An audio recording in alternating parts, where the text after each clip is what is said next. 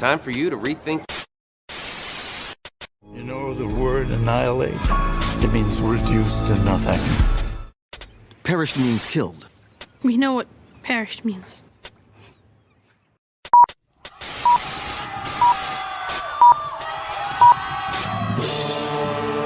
Welcome, and thanks for joining us for Rethinking Hell Live, where evangelical Christians discuss what the Bible says about hell and put conventional and controversial views to the test.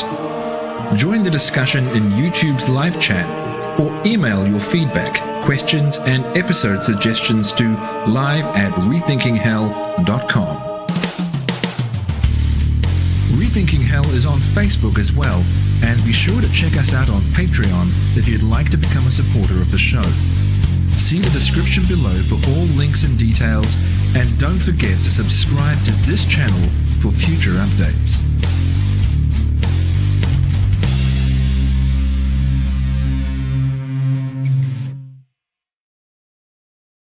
Hello and welcome to another episode of Rethinking Hell Live. My name is Chris Date, and I will be joined in a minute by my friend and fellow contributor at Rethinking Hell, Darren Clark. But he is in Australia and was not available to live stream at this time, so he and I pre-recorded our conversation a couple of days ago. I'm here coming to you live right now, but in a few moments I will play for you the conversation that Darren and I recorded a couple of days ago. Hi, James. Good to see you tuning in. James is, by the way, working on his own channel on a video discussing Cameron Bertuzzi of Capturing Christianity and his conversion to Roman Catholicism in the context of his having, prior to that point, found the case for annihilationism very compelling.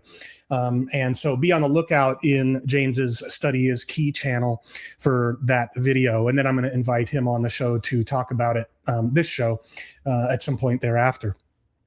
Let me get one thing right out of the way today. Last episode, I think it was, I said that either immediately preceding or immediately following the first episode of Rethinking Hell Live each month, and this is the first episode of Rethinking Hell Live in August, and probably the only one. I said that I would host a private Zoom call or StreamYard call with regular contributors, regular financial supporters from Patreon and on PayPal. I really struggled in what little time I had since that episode to gather the list of email addresses to reach out to invite to that. I'm going to need get a little bit of help from our treasurer to get that information. So I haven't forgotten. Between now and sometime in September, I will get that information from our treasurer and shoot an email to those of you who regularly give with details about that first donors only private conversation, fireside chat, we'll call it, or something like that. So, please don't think I've forgotten about the promise I made last episode. I just wasn't able to pull it together in time for this episode. So with that out of the way, just a couple of quick announcements, and then we'll dive into today's episode. First of all, today is Monday, August 24th, and this coming Saturday and Sunday in Versailles, Ohio, I'm going to be participating in a couple of debates. The owner of this event center in Versailles, Ohio, called BMI Event Center. You can find that at bmieventcenter.com. He's put together this Iron Sharpens Iron conference that's going to be this Saturday and Sunday at that events center. So August 29 and 30th, 2026. And as you can see, it's there in Versailles, Ohio. All the details about the conference are listed here, including the two debates. So on Saturday, August 29th, I'm going to be debating Pastor Joe Schimmel, whom I did a response video to in this channel a few months ago. We're going to be debating eternal torment versus annihilationism. And these say 40 minutes for openings, but it's actually 30 minutes. That's a bit of a mistake, but that's neither here nor there. Anyway, so the first debate on hell that I'll participate in will be on Saturday at 3 p.m. local time.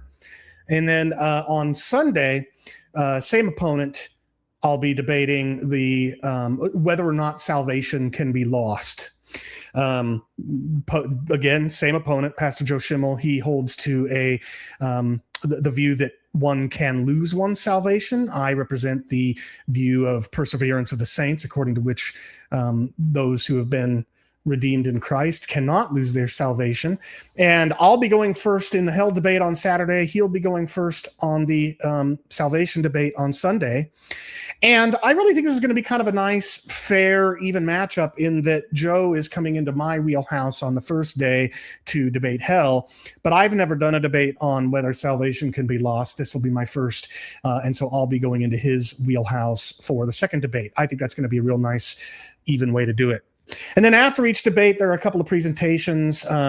These two speakers on Saturday are from Living Waters Ministries, and then we've got Chad Davidson on Sunday with the same ministry that Joe Schimmel's a part of, followed by Jim Alter. Should be some interesting stuff. Tickets are still available. They're single-day pass or two-day passes. You can get you can reserve a whole table for you and friends or whatever. Here's what the layout of the event center, I guess, looks like. And here's some further information and a flyer down below. So what I'll do right now is I'll copy the URL out of the browser and paste it as a comment here in the live stream. And now I've just put it up on the screen. So if you are going to be in the Versailles, Ohio area, or can be, this coming Saturday and Sunday, why don't you check that out? I'd love to see you there. The other announcement, I'm just going to keep hammering this home every episode of Rethinking Hell Live. The book that I've been working on for some 6 years now with Paul Copan is now available for pre-order at IVP's website and Amazon. Here's IVP's website, ivpress.com/concerning-hell. You can see the title of the book, Concerning Hell. The subtitle is The Doctrine and Theological, Philosophical, Historical, and Biblical Dialogue. You can order it, pre-order it here, and here's a description along with some information about Paul and myself. And if you want to see the Amazon page, it's right here, Concerning Hell, The Doctrine and Theological, Philosophical, Historical, and Biblical Dialogue, available both in Kindle and paperback. And I'm hoping, I'm going to be really pushing for it, for the book to be available in Logos Bible software as well, because I'm a big user of Amazon or of Logos Bible software.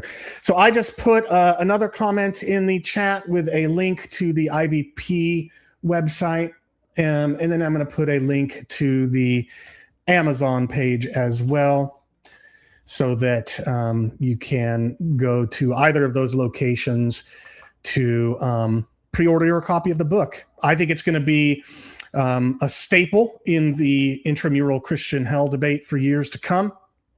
And I would encourage you to get your hands on it. So with all of that out of the way, let me just briefly set the stage for the recording I'm about to play. It's a bit of a long one, and it's only the first of what will be two parts. But we'll say a little bit more about this at the beginning of this recording I'm about to play.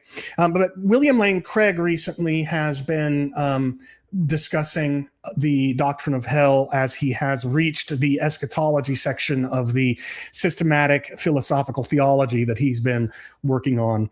And he recently did a Q&A on his own ministry, where he talked about the book that Paul Copan and I are publishing in January with IVP.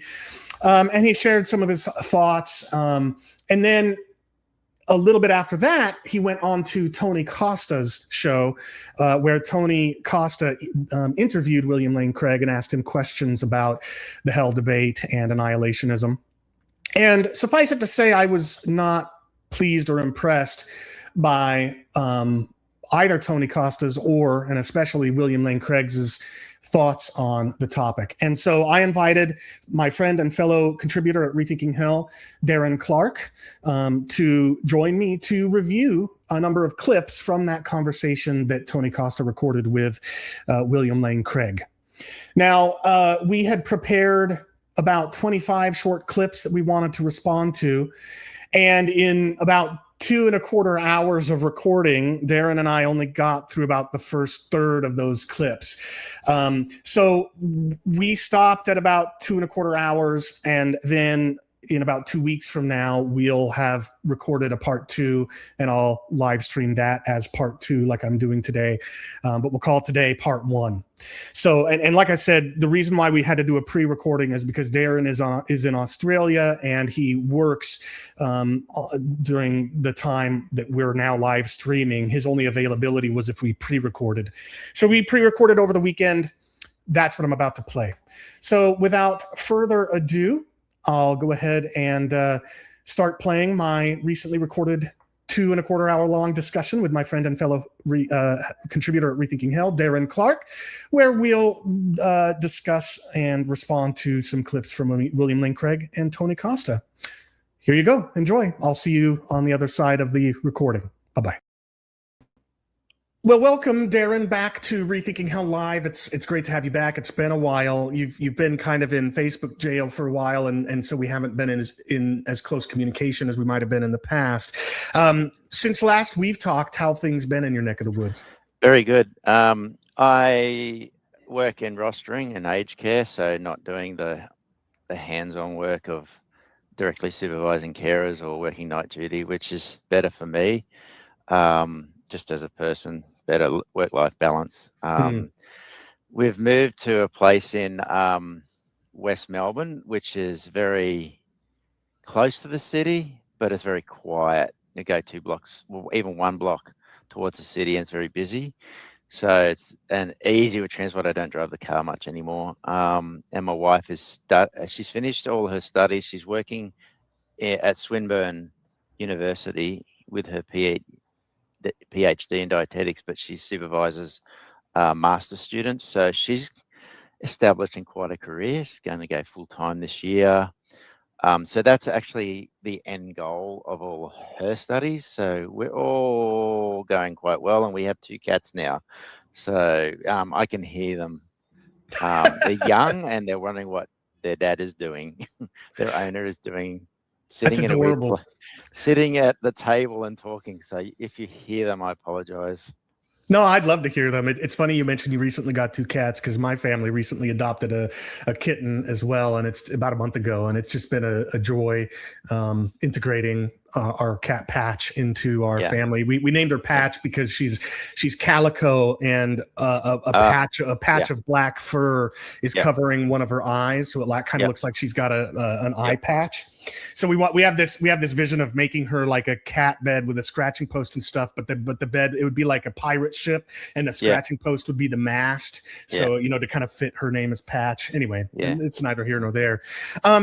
For viewers that aren't already familiar with you, I mean, you've been on the show a few times, but for viewers that might not already know anything about you, say a word or two about your background in Bible and theology, both academically and just sort of in general, and then also talk about how and why you became an annihilationist. I assume, like most of us, you spent a certain percentage of your faith a believer in eternal torment. So why things change? If you could talk about those things. Yeah. So if I'm looking down when I'm talking, I'm writing something, so prompt me to say so, because I forget things. And I should say, I'm not so much in Facebook jail, but Facebook thought I was impersonating myself. So I've been like booted out of the country altogether. That's you're in Facebook exile, is what you're saying. Oh yes, they probably think I was some Russian bot, and sent me back to Moscow. So I have an alternate account, but I haven't used it because it'll just the IP address and everything. I need to move house and use a different equipment. So anyway, I studied a dual degree at the Baptist College in Brisbane from about roughly 2000 to 2008. And near the end of that time, I became their first tutor, so teaching people how to write exegetical papers. But in that time, I just took every single exegetical course that I could think of that was available, everything that was there. They didn't offer Hebrew, so I don't know Hebrew. So my wheelhouse is generally English exegesis and Greek exegesis. So I describe myself as a trained exegete, which is my term for me.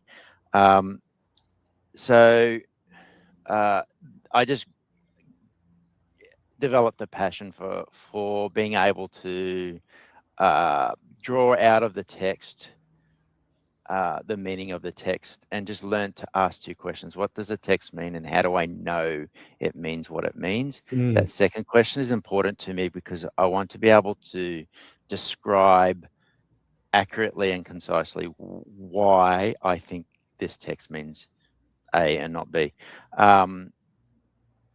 For me, if I cannot do that step, then I don't necessarily put forward or an argument for what a text means, or I won't argue for even a theological position, because I'm not confident in it, and I don't think I should do that. I should be able to go through the text and say, this is why I think it means this. And there are lots and lots of rules in exegesis, and following them helps to keep to that goal. But I learn a lot through reading exegetes. I learn a lot through reading commentaries, and I learn a lot through practice and getting it wrong, and even saying the wrong thing. Like we did Romans. We were working on Romans 5, and I happened to blurt out what I heard at church. Sin is a disease, and that's wrong because that's not. Oh, it's Romans 6. Sin is more of a power, and I got hauled over the coals for that. My lecturer was very strict on drawing just from the text. Don't bring something to it. So that is in part and parcel of who I am when I come to the Bible. It's like in your blood. Yeah. So I became sorry. You were just about to start answering my next question. Yeah, go ahead. Yeah. Near the end of my time at the college, I read John Stott's essay from the book where he had a discussion with David Edwards, who was a moderate, or is, I don't know if he's passed, a moderate liberal. So they were having this topic by topic discussion about various theological issues, and in that book, it's called Essentials. In that book, Evangelical Essentials, I think, is the name of the book. Yeah. John Stott had written on why he's an annihilationist, so I think rather reluctantly, because he knew what kind of controversy that would spark. But that I have, in my time at college, I had grown to love John Stott as a conservative, a stalwart. So that was interesting, and although he didn't go into a lot of depth on any particular verse, the way that he was presenting the case for annihilationism, I thought that I could go through those same texts and justify his particular take. And then I read the original version of the 4 Views of Hell with Clark Pinnock's essay. Wasn't quite convinced with that initially because of certain exegetical arguments. So I'm not persuaded by emotive arguments whatsoever. If it's the exegesis, that's what will take me to a view, not hell is unjust and it's a barbecue. That kind of stuff just bounces off me. And then later, talking about 2013, my friend he had a crisis in his own pastoral ministry. He ended up becoming a Universalist, and then a Unitarian, and then just becoming an atheist. So he was a Universalist, and I thought at that time I would revisit that subject at my leisure, and I just read more books. I read the first book from Rethinking Hell, called Rethinking Hell. You get exposed to a lot of different evangelical conditionalists in that book, which is good. But Glenn Peoples' essay really grabbed me, and his open letter to traditionalists really grabbed me, because especially Glenn, he has a way of being concise and synthesizing the biblical data that's persuasive to a trained exegete like me. So I wake up one day realizing I'm actually a conditionalist. There you go. Yeah, it's interesting that I resonate a lot with what you're saying, or maybe I should say what you're saying resonates a lot with me. I think we're very similar in those regards. I remember when I was still researching this topic in depth for the first time back in 2010, I was still a believer in eternal torment, and I read the first edition of Four Views on Hell by Zondervan. And I went into reading that book predisposed to dislike Clark Pinnock because I was and remain today a Calvinist. And by the time I read that book, it was known that he had become an open theist. So I was already predisposed not to like him. And the first, few pages of his chapter or whatever, I really found not only was I not moved by his first few pages, I was actually turned even further away from annihilationism than I might have already been, because he was so over the top emotive, so bombastic in the way that he would caricature the eternal torment view, and then disparage the conscience of believers in eternal torment and stuff. And I just found that so off-putting. But I'll admit that when he finally got to actually dealing with the biblical data, I found him pretty compelling. But like you, it was really the work of, more focused exegetes, Edward Fudge, Glenn Peoples, and others who ultimately persuaded me. And it sounds like in both our cases, and this will be relevant when we start diving into clips today, for both of us, emotions had very little, if anything whatsoever, to do with our change of mind from believing in eternal torment to believing in annihilationism. It had everything to do with our commitment to scripture and our commitment to sound hermeneutics and exegesis. Does that sound right? Correct. Yeah, very much. Yeah. Well, I was just going to say my own work for Rethinking Hell focuses almost exclusively on the exegetical cases. I just want to be able to provide fresh exegetical cases for whatever text I'm looking at. So I do a lot of research, and I haven't been at college since 2008, and I still purchase books. I still actually immerse myself in exegesis theory, and for that goal, because my goal is to give. Look, if conditionalists do have emotional reasons for holding to conditions, I want them to have the best exegetical case, because that, I think, is what will hold up the most and persuade people the most. So there you go.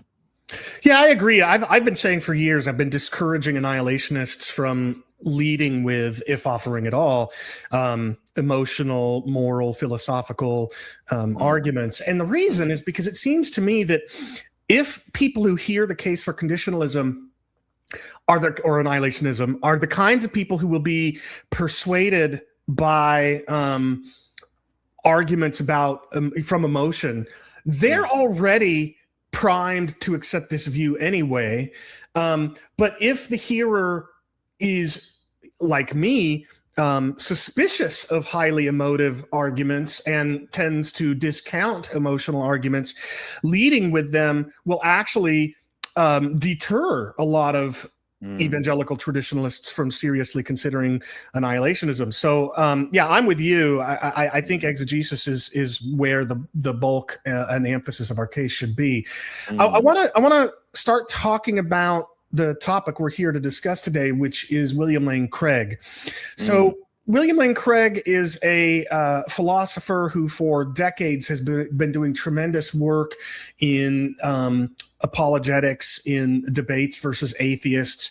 I've been a tremendous fan of his work in those areas, even if not quite so much in areas of theology and stuff. But what's your experience with William Lane Craig? How do you assess the quality of his work prior to or not counting his work on this topic?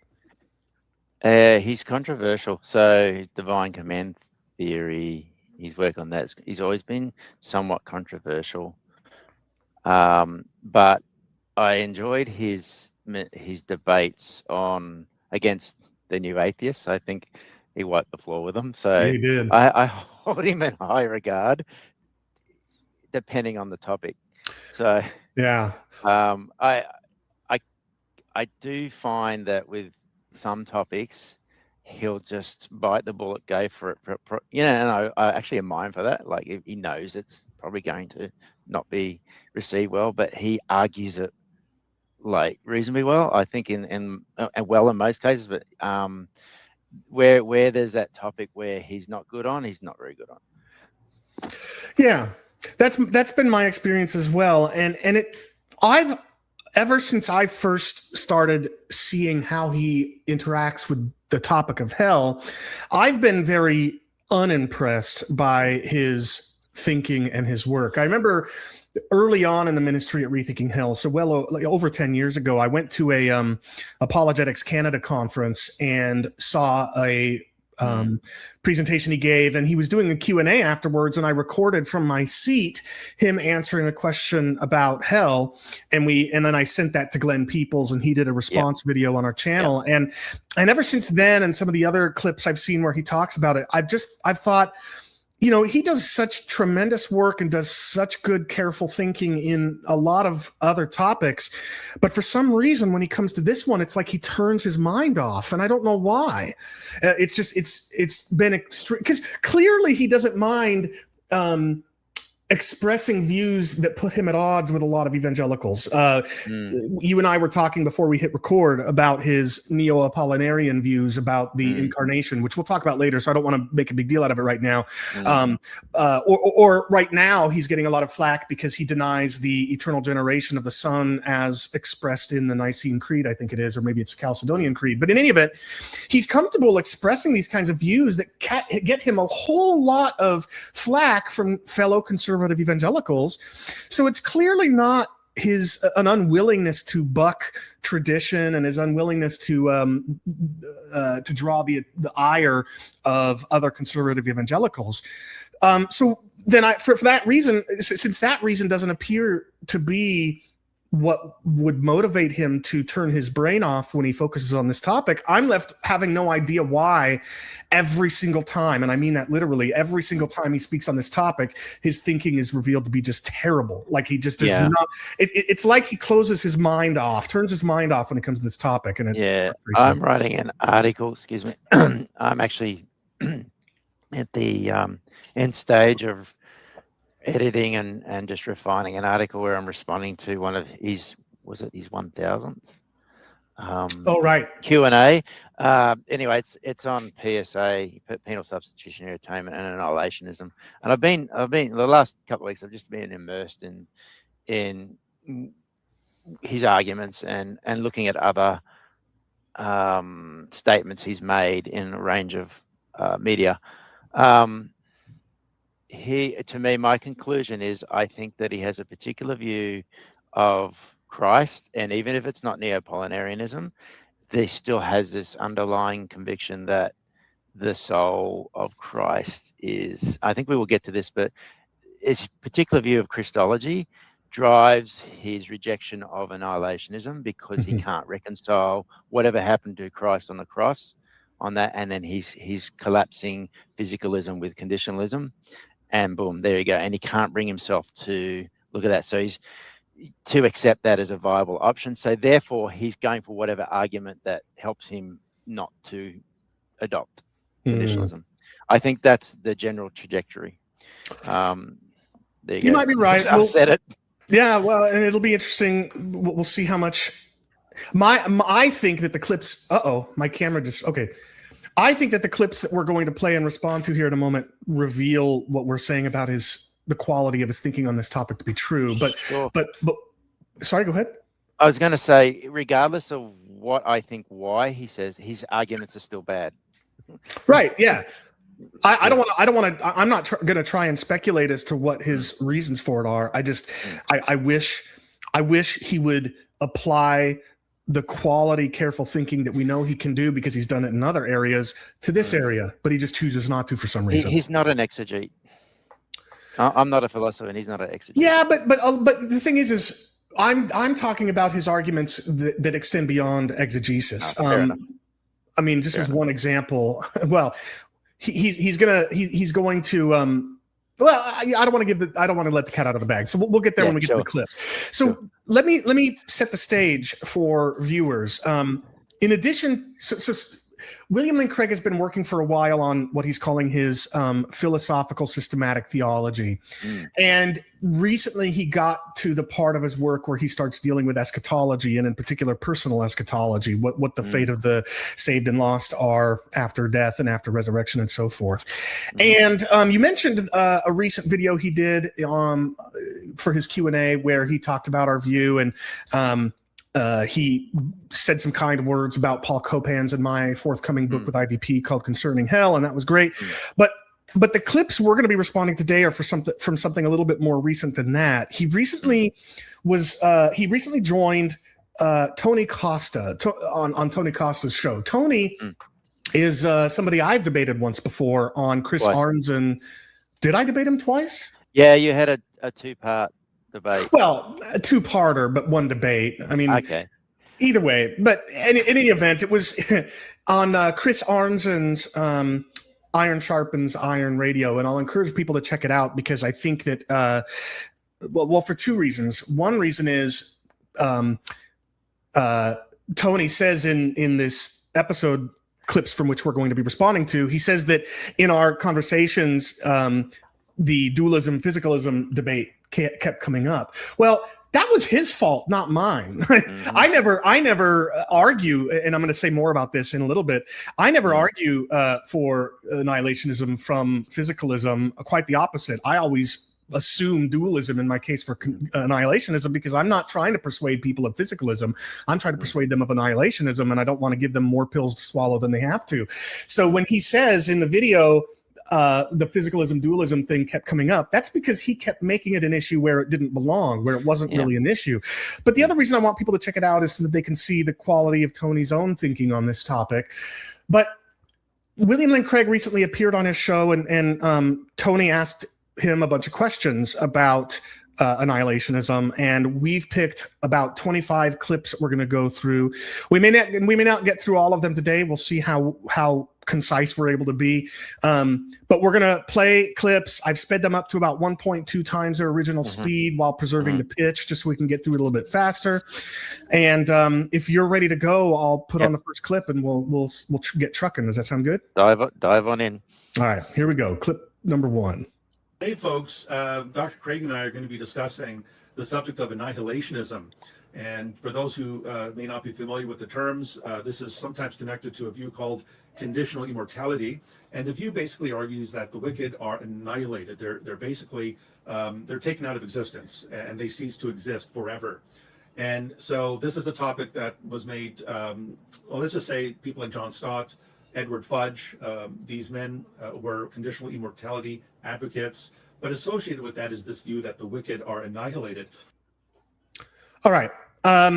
So I've got some thoughts, but before I share mine, do you have any thoughts on how Dr. Costa has here defined or introduced annihilationism? What are your thoughts? I think he should know better because he's had those debates with you in terms of if you're discussing and introducing conditionalism, it's, yeah, sure, we think that when the whole person is killed, they will cease to have conscious existence.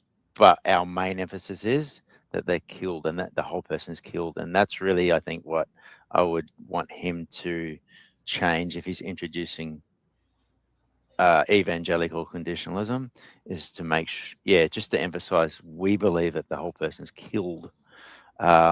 And that leaves a lot more room for some nuances that just saying puffed out of existence, which he'll actually mention later.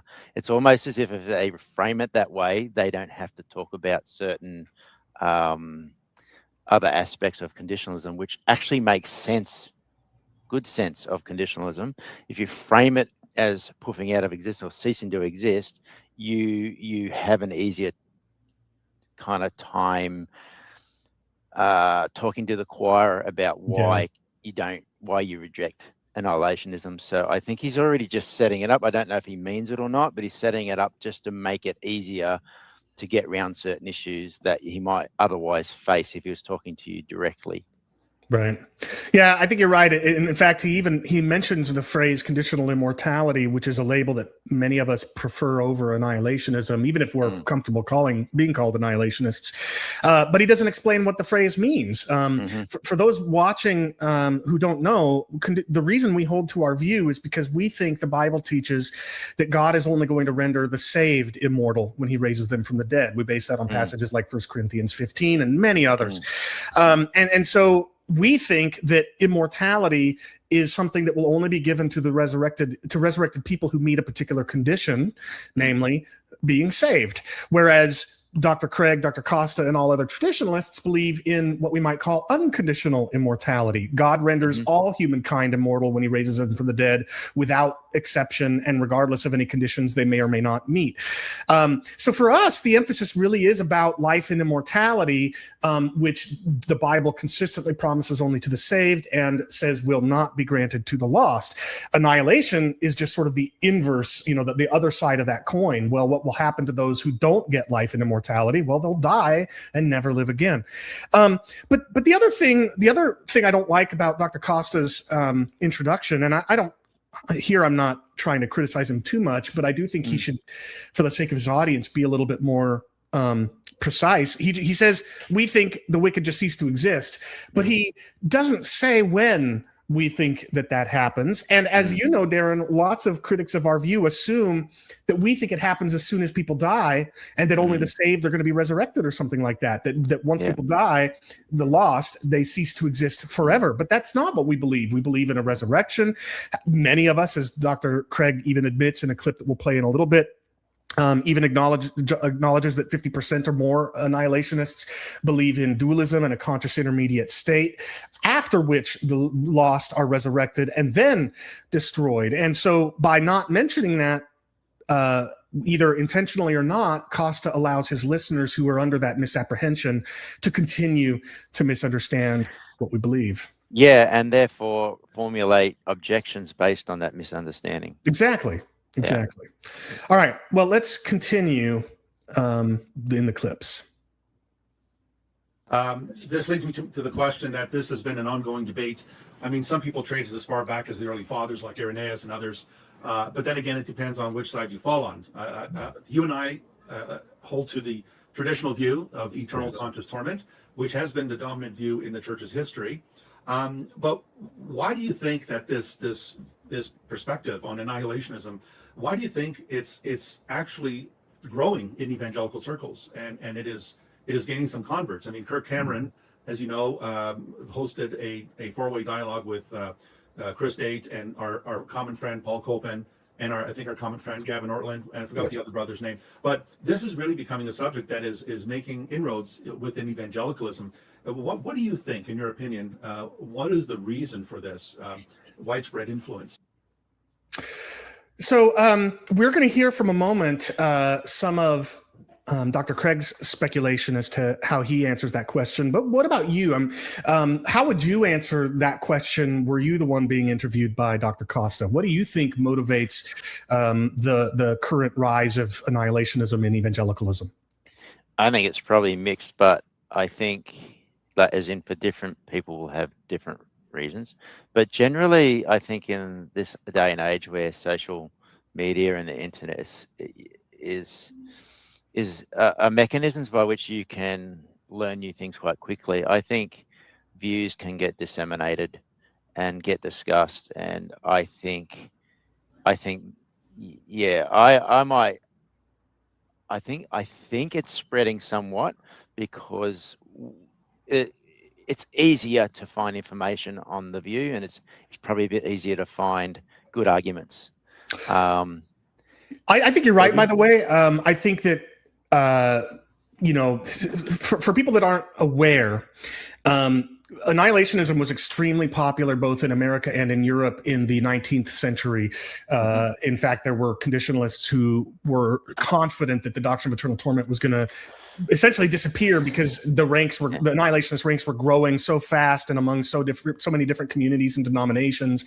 But the fundamentalist modernist controversy in America caused fundamentalists to circle their proverbial wagons around the doctrine of eternal torment. And ever since then, at least in America, but also to a certain degree in Europe, the gatekeepers, so to speak, have been able to suppress conditionalists and scare people away from really entertaining annihilationist arguments.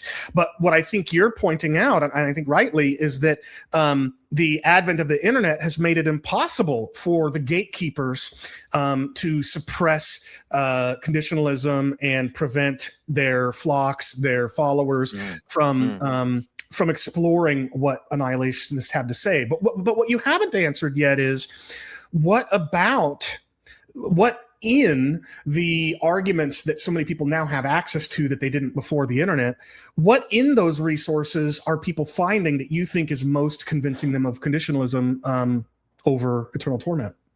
Oh, okay. So, well, I just generally think people would be persuaded by the arguments.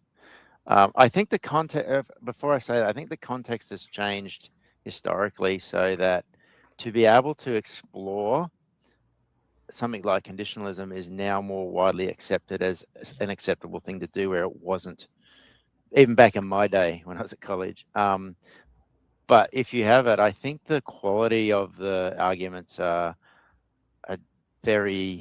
from conditionalists are very good. And I think by contrast, people can compare the exegetical arguments and other arguments, our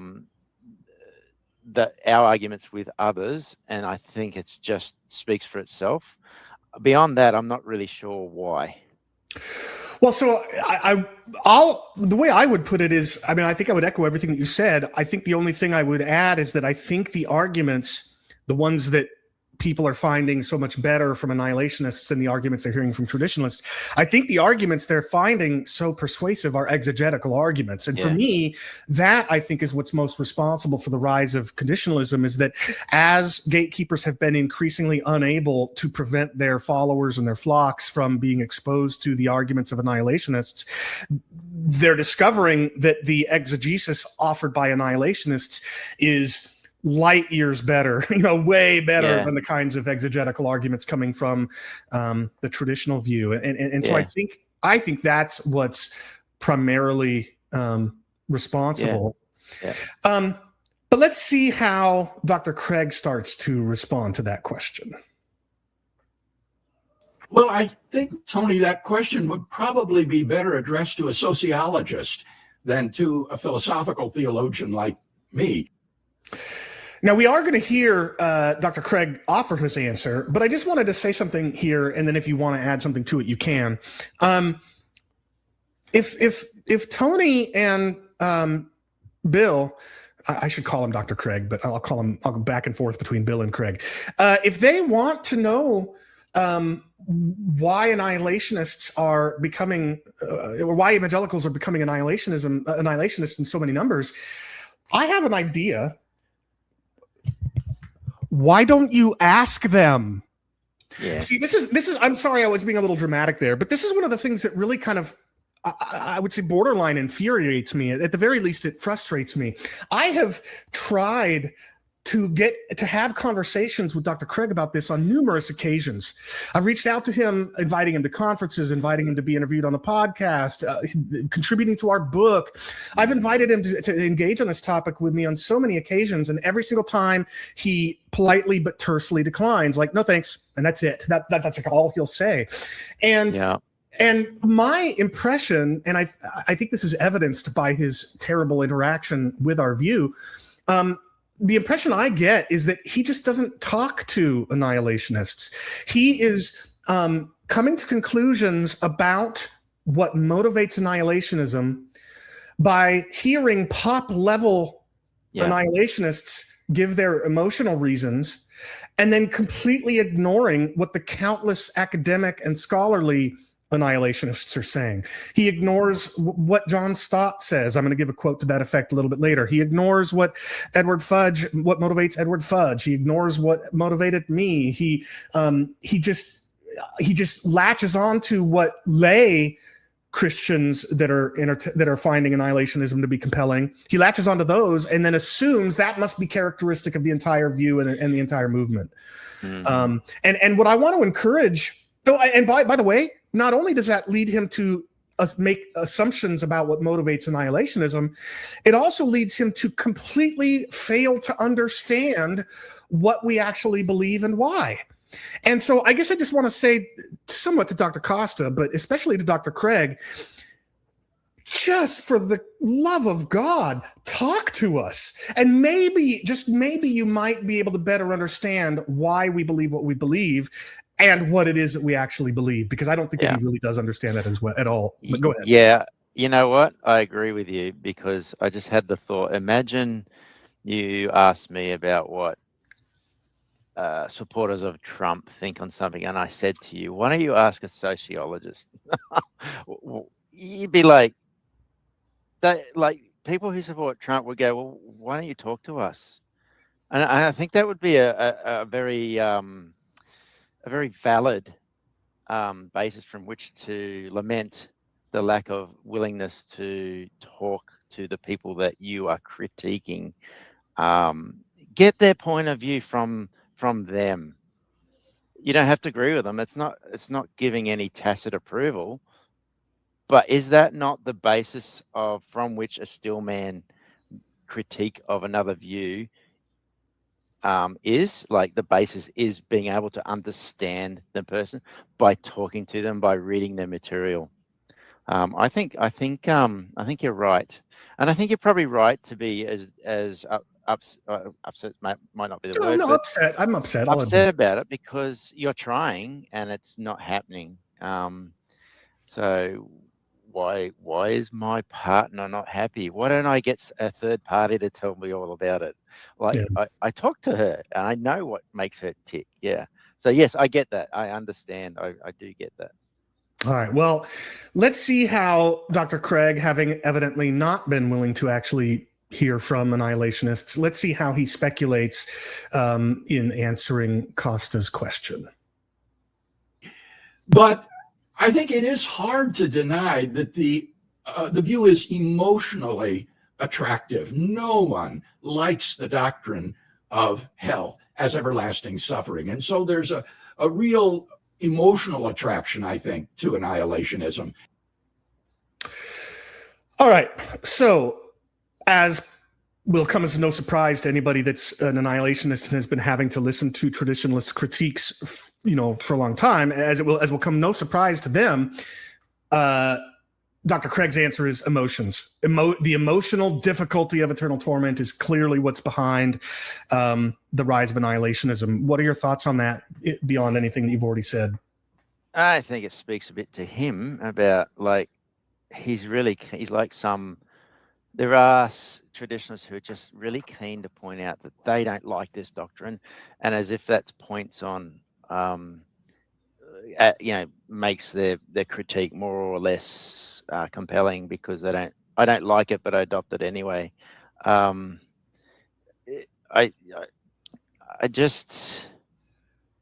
am I trying to say? So yeah, I just think that he is probably projecting a bit there because he personally finds it distasteful to some degree, and therefore that it would seem relevant to think that, well, conditionalists probably don't like it either, so therefore that's part of their rationale. I think it's as simple as that. Yeah, well, and then of course there are people like Clark Pinnock who've done a bit of a disservice to conditionalism. I remember in one of Pinnock's pieces, I don't remember which one, it wasn't his contribution to Hell Under Fire, I think it was, Four Views on Hell. I think it was one of his journal articles, but he says something to the effect of, I suspect that what first makes people consider that annihilationism might be true are the emotional difficulty accepting eternal torment. The biblical evidence only comes in after that. And there may be some degree of truth for at least some annihilationists in that statement, but it's certainly not true of all of us. And even where it is true, even by his own admission, the emotions tend to be what first get a Christian to wonder if maybe the doctrine of eternal torment isn't true. That doesn't mean that they end up being what convinces them. When emotions are what convince somebody, that usually leads to them becoming a universalist, not a annihilationist. So yeah, I do think that this is an uncharitable speculation and assumption on Dr. Craig's part. But one thing that I want to call out is what I think is the obvious falsehood of Dr. Craig's statement that no one, he says, likes hell as eternal suffering. I think that's obviously false. It may be true that many of us tender-hearted conservative evangelicals sort of have an emotional instinct to recoil from the idea of eternal torment. I never have, but Dr. Craig and many other traditionalists have. That may be true, but there are plenty of believers in and defenders of eternal torment who don't seem to have any emotional problem with the doctrine of eternal torment. Think about, for example, all the many times that we've heard people say, traditionalists say, that that annihilation just lets people like Hitler get off easy, right? For some people, that's a genuinely philosophical argument, and Dr. Craig is going to make it later in this recording.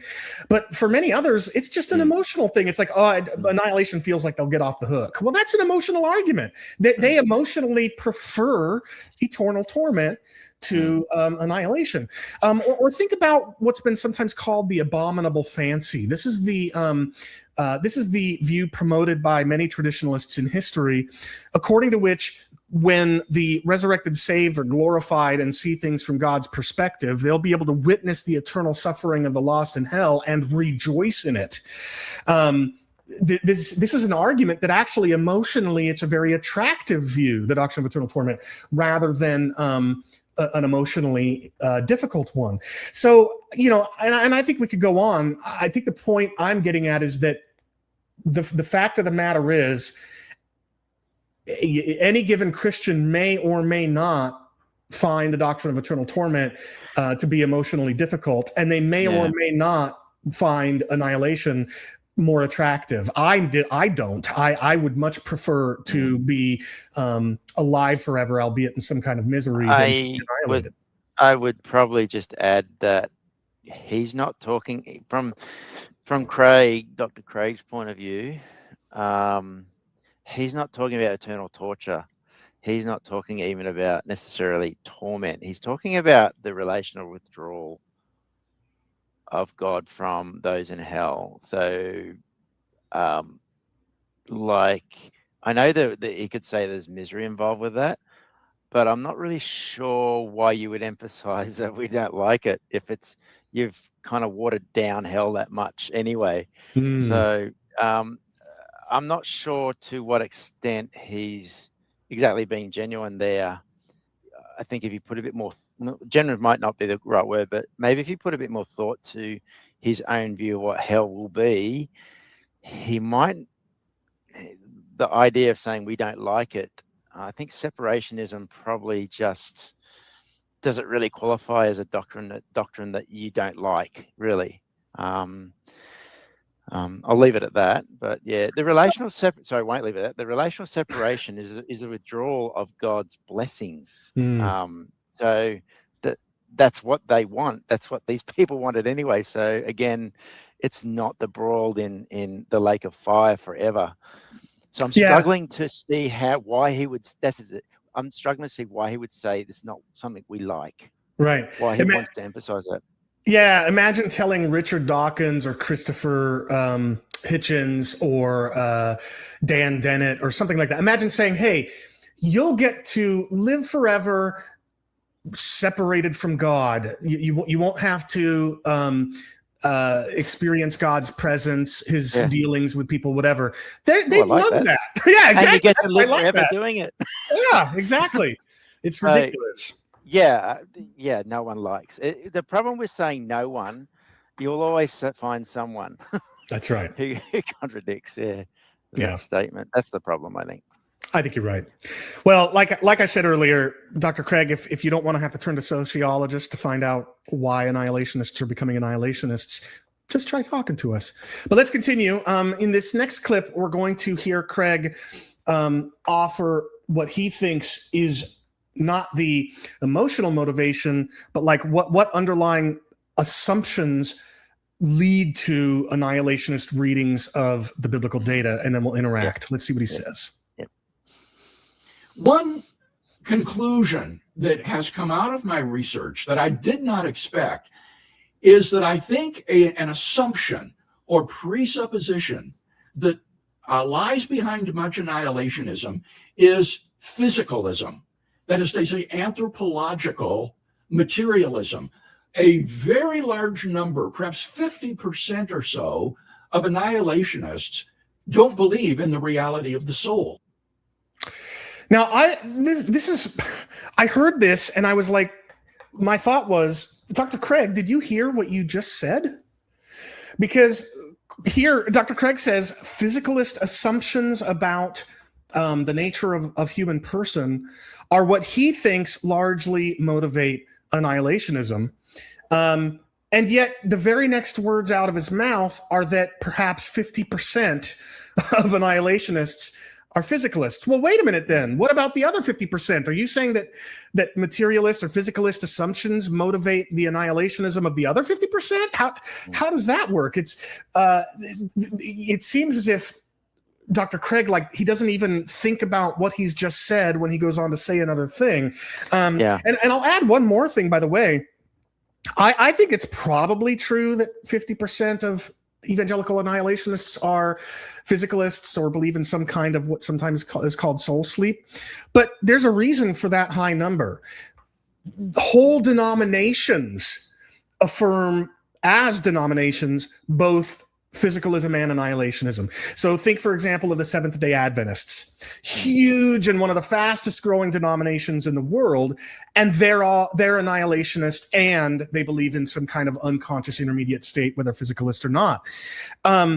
If you exclude denominations where you have denominational commitments to both annihilationism and physicalism, what you'll find, I think, is that a much higher than 50% are actually dualists. I think that if you were to do some kind of a poll, if you were to do some kind of query to non-Adventist evangelicals, conservative evangelicals who are annihilationists, I think you would find a minority of them are physicalists, and I would include myself among that minority. Only half of our ministry is, if that, are physicalists. And most annihilationists I speak to are dualists. But what about you? What's your experience? Do you find that it's about 50-50 or what? What do you think? When I was more engaged in the Facebook group, I would have had, just basing on that, I agree with you. I don't really interact a lot with conditionalists, on that kind of platform at the moment. But I see no reason to think that it's changed since I was on Facebook. And I think, we have done, basic surveys and that, but I think I just can't accept that. Okay, what am I saying? I agree with you. Okay. Well, the main thing I'm trying to emphasize is, even by Dr. Craig's own admission, roughly at least 50% of annihilationists in evangelicalism are dualists. So I don't know how, for the life of me, I can't figure out how Dr. Craig reconciles that with his belief that the primary motivator, the primary assumption driving annihilationism is physicalism. That makes literally no sense. Yeah, I kind of think, as you're talking there, I have this, I think that maybe he thinks the physicalist perspective, when it comes to things like exegesis, still affects the dualist. I think that may be what he might say, but what he goes on after here, where after this statement, he goes on to talk about objections to conditionalism based on physicalism. That's bad, because it's like all anyone has to say is, well, why don't you just be a dualist? Okay. Well, and speaking of dualist annihilationists, I thought it would behoove us to speak a little bit about one of the earliest dualist annihilationists, Irenaeus of Lyon. Yeah. Dr. Costa mentioned him in the very first clip we played, when he said that some people believe that annihilationism goes back at least as far as Irenaeus, but he kind of implied that there's a debate over whether that's what Irenaeus meant. There's really not. I mean, yes, people will claim it's not what he meant, but it's what his words just outright state. And what I want to read here is a quote from Book 2, Chapter 4 of Irenaeus's Against Heresies, because what we see in this passage is Irenaeus explicitly arguing for dualism while at the same time arguing for annihilationism.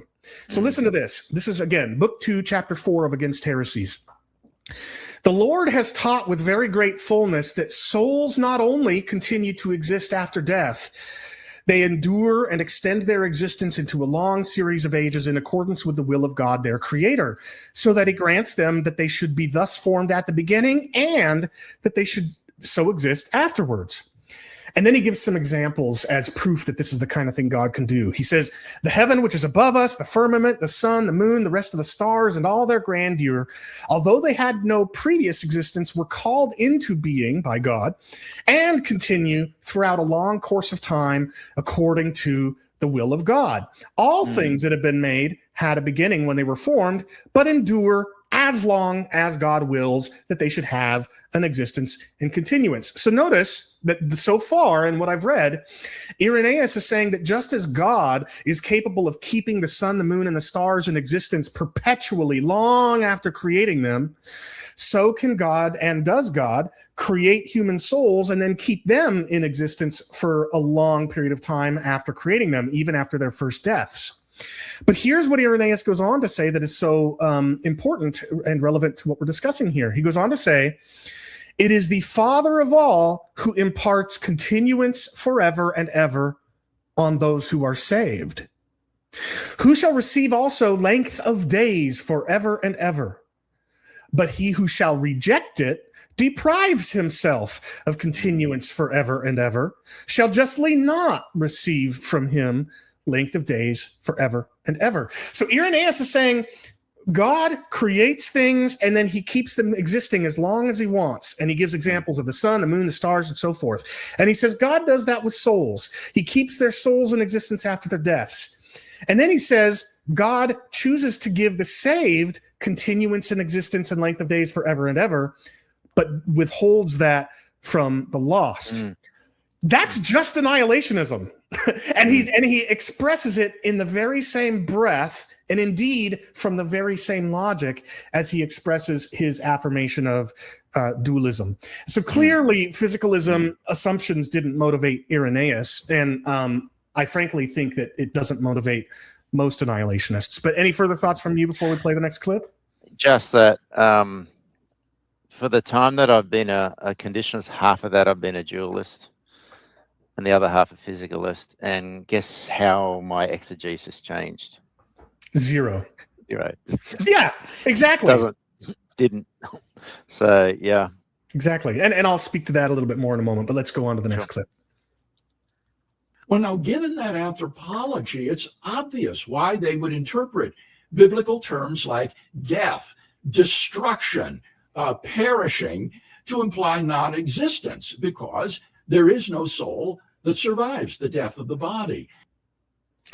Now, Dr. Costa should have corrected Dr. Craig on this point, since Dr. Costa has debated me. He knows it's false that we interpret the words death and destruction in that way.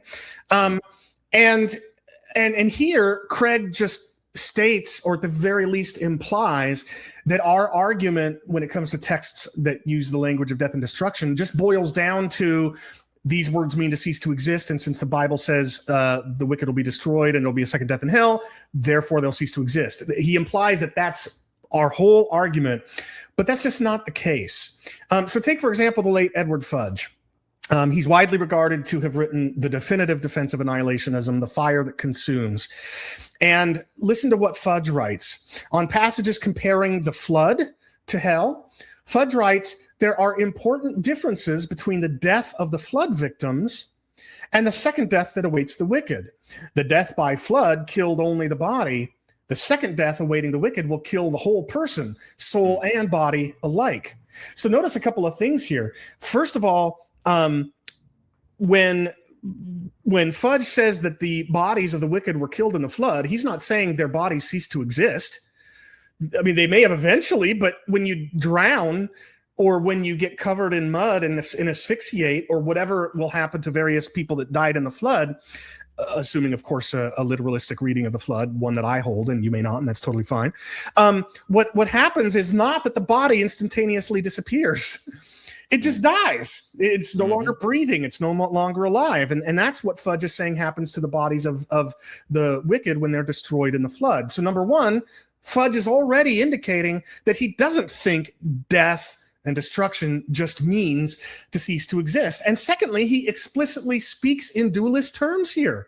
The flood, he says, only killed the bodies of the people that died in it, not their souls. But the second death will kill both body and soul.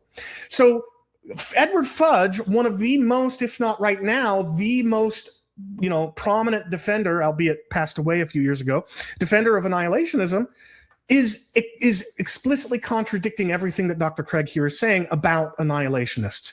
And then here's one more example. On Matthew 10:28, where Jesus says that God can destroy both body and soul in hell, Fudge writes, man's power to kill stops with the body. God can kill both body and soul. Again, so clearly Fudge doesn't seem to think that when one person kills another person, the victim simply ceases to exist. No, he thinks that when God kills a person in hell, body and soul, then one ceases to exist. And it has nothing to do with the meanings of the word death and destroy. It has to do with what God kills or destroys. When it's only the body, existence continues. But when it's body and soul, the whole conscious entity comes to an end. So just in everything that Craig says here about what he alleges are the physicalist assumptions that undergird annihilationist exegesis prove to be false in one of the most prominent defenders of annihilationists in recent memory. It stuns me. It's almost as if Dr. Craig hasn't read a single thing from Fudge. But anyway, what are your thoughts on that clip? Yeah, I agree with you. Good examples. And I wish if someone like Dr. Craig, William Lane Craig, was going to make that kind of statement, he would bring a couple of examples just to show what he's talking about. Because it seems to me that he's just assuming that's what we mean by words like perish, as if anytime we see the word perish in the Bible, we're just bringing our physicalist assumptions or certain assumptions to it. And I think because he thinks that, until I see evidence otherwise, I think he's more taking a view from a distance rather than digging into what we have written. I think he's probably just projecting what he thinks our handling of the words are. Yeah, he's attacking a straw man. So yeah, I cannot see anyone who has read our actual material. I cannot see anyone coming away and just saying, "Oh, you just assume that all those words refer to ceasing to exist." I'll give you an example with Matthew 10:28. We argue strenuously that it means to slay. We do not argue at all that it means to render non-existent. All we say is, if you're going to kill the body and the soul, what do you think happens to the soul? Right. And critically, our answer to that question is, well, look at what happens when a body dies. Right. Yeah. When a body dies, it doesn't cease to exist, but it does become inert, motionless, inanimate, inactive. Insensate. And if all of insensate, if all of that happens to the soul as well, the soul just is pure consciousness in dualism. And so if the conscious mind is rendered inert, insensible, motionless, inactive, inert, etc., then there is no consciousness left. The conscious entities come to an end. Yeah. So it took all of 1 minute to lay that out, how our argument doesn't assume that the word apolumi means to render, to be made, to cease to exist, or whatever. But I think that possibly William Lane Craig has his own biases when he comes to these words. So the end of Romans 1:32, it says, it's Romans 1 verse 32. I think that's the verse where it talks about people who do sin deserve to die. So if we just take that for its face value, they die. Okay, they lose their life. But if you want to make that fit with Craig's view, then you have to make the word die mean something like spiritual separation. So God is withdrawing his blessing from them while he's sustaining them in eternal existence. But I know that he will try and fit that into that framework. We just have to go, well, it just means to die. It just means that they're killed. We don't have anything else to say about it. Like they might want us to argue that it means to be made to cease to exist, but we don't. It die. You die as a person. Your whole person die. It's killed. And that's it. So I think probably I don't want to be at risk of the rejoinder that I'm projecting onto him. But if he's going to deal with that verse, how does he deal with it without bringing in dualism and his view of hell? I think we can just take that in a more straightforward sense than he can. Yeah, I agree. I mean, it seems pretty evident to me that what Paul is saying is that human beings generally know that people who practice these kinds of things deserve to die. And he's not using code language there, right? He's just using when governments comprising the kinds of people Paul is talking about here issue the death penalty, they're not issuing the separation from God penalty. Right? Yeah. They're killing people. That's the penalty that Paul's talking about here. Yeah. And that language, not wanting to go too deep, but the language there of deserve to die is found in Luke and Acts. And it's always when in certain contexts, he's talking about capital punishment. It's just a bog standard way of saying that they'll be executed. I think Paul says it of himself, and it's said of Paul in Acts. So you know what?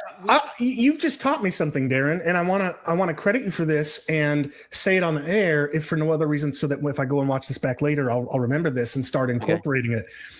You said a moment ago, this language of deserving to die is used in Luke and Acts, and I didn't know that. So while you were talking, I used my Logos Bible software to do a search in the New Testament for where the Greek word axios, meaning worthy, and thanatos, meaning death, where they're used together.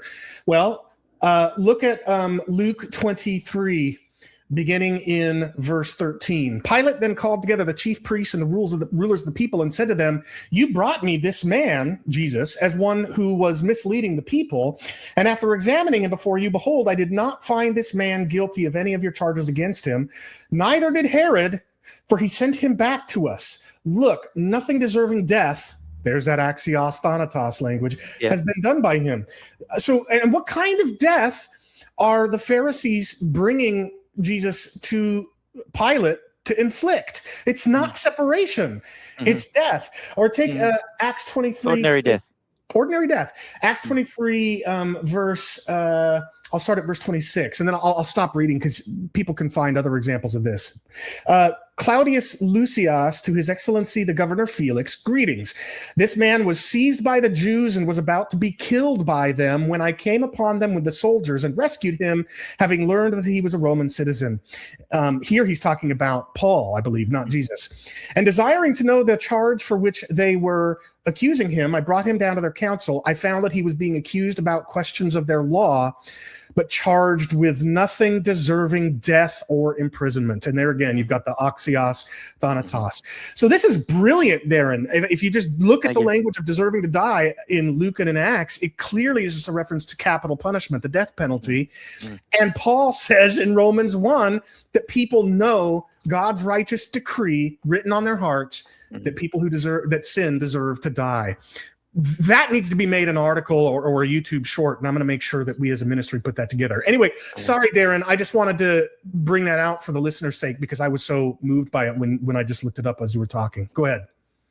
No, that was it. I just want to emphasize that what we do is just take that language for what it means. And yeah, they will say, oh, but the first death, the soul survives. Sure, but it's still a loss of life. And with Matthew 10:28, if we're talking about the ultimate fate, deserve to die, it's the whole person. But in contrast, to be a traditionalist, you have to bring much more to Romans 1:32 to get separation. It's not separation of soul, it's separation in hell, which is in an embodied state without the blessing of God while being sustained by God. You've got to assume a lot more to be a traditionalist and read that than you do a conditionalist to read that verse. I agree. That's one of the things that didn't resonate a lot with me when I first became a conditionalist, or as I was first becoming one. But it has since grown on me. And it's something that Edward Fudge used to say, which is that as conditionalists or as annihilationists, we can just let the text speak. We don't have to jump through hoops.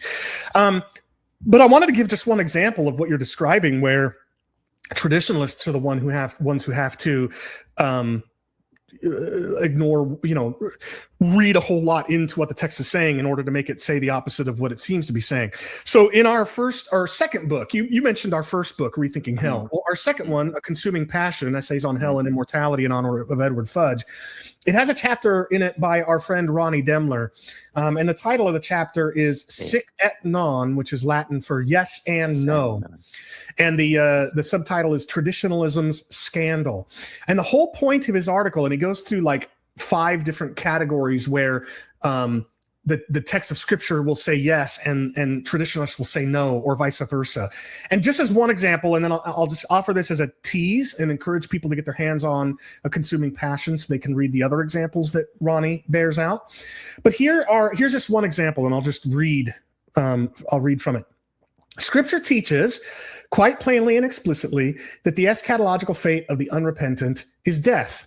And then he quotes 4 different texts. Romans 6:23, the wages of sin is death. Romans 8:13, if you live according to the flesh, you will die. John 6:50, this is the bread that comes down from heaven so that one may eat of it and not die. John 11, whoever believes in me, though he die, yet shall he live. And everyone who believes in me shall never die. So he gives these as examples that either explicitly state or imply that the fate awaiting the wicked is death. But then he quotes a number of traditionalists throughout history, believers in eternal torment. St. Anselm writes that the damned soul in hell will cry out, "Oh, poor me, I want to die, but I can't." John Gill, the Reformation writer, asserts that the soul in torment shall never die. Robert Murray M'Cheyne, I don't know who that is, says that in hell, wicked men shall be cast away by themselves, and it is said they shall wish to die and shall not be able. John Wesley writes that after the resurrection, neither the righteous nor the wicked were to die anymore. And then he goes on to quote others, a Scottish divine named John Macduff, a Scottish minister named John Willison, an evangelist named Hyman Appleman, and then a pastor by the name of Jerry Vines. He lists all these examples, and he doesn't go into he doesn't try to exegete anybody, either the text or the authors. He just simply puts the text of scripture, which says the wicked will die, next to the text of these traditionalists who say the wicked won't die. And that's the yes and the no that Ronnie's talking about, and that I think really supports what you're saying, that as annihilationists, we can just let the text say what it says.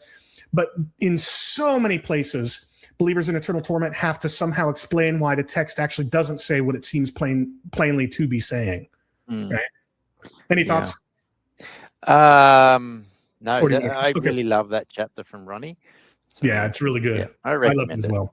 Yeah. All right. Well, let's hear a little bit more from Craig. And so annihilationists have got to be able to make their case without smuggling in this presupposition of anthropological physicalism. Now, I wanted to play that because I got God in his sovereignty is funny. He's got a sense of humor, because I didn't watch this whole video until today, preparing for this recording. For those of you who are watching and didn't hear me say it in introducing what you're watching right now, Darren is in Australia and couldn't live stream at the normal time, so we're recording this on my Saturday afternoon. And this, just today, as I was preparing for these clips, I received a message on Facebook. And I want to read you part of that message, Darren, and I want you to tell me what it sounds like to you. Well, I'll ask you a question after what this says, okay? This is what the message I got, what it said.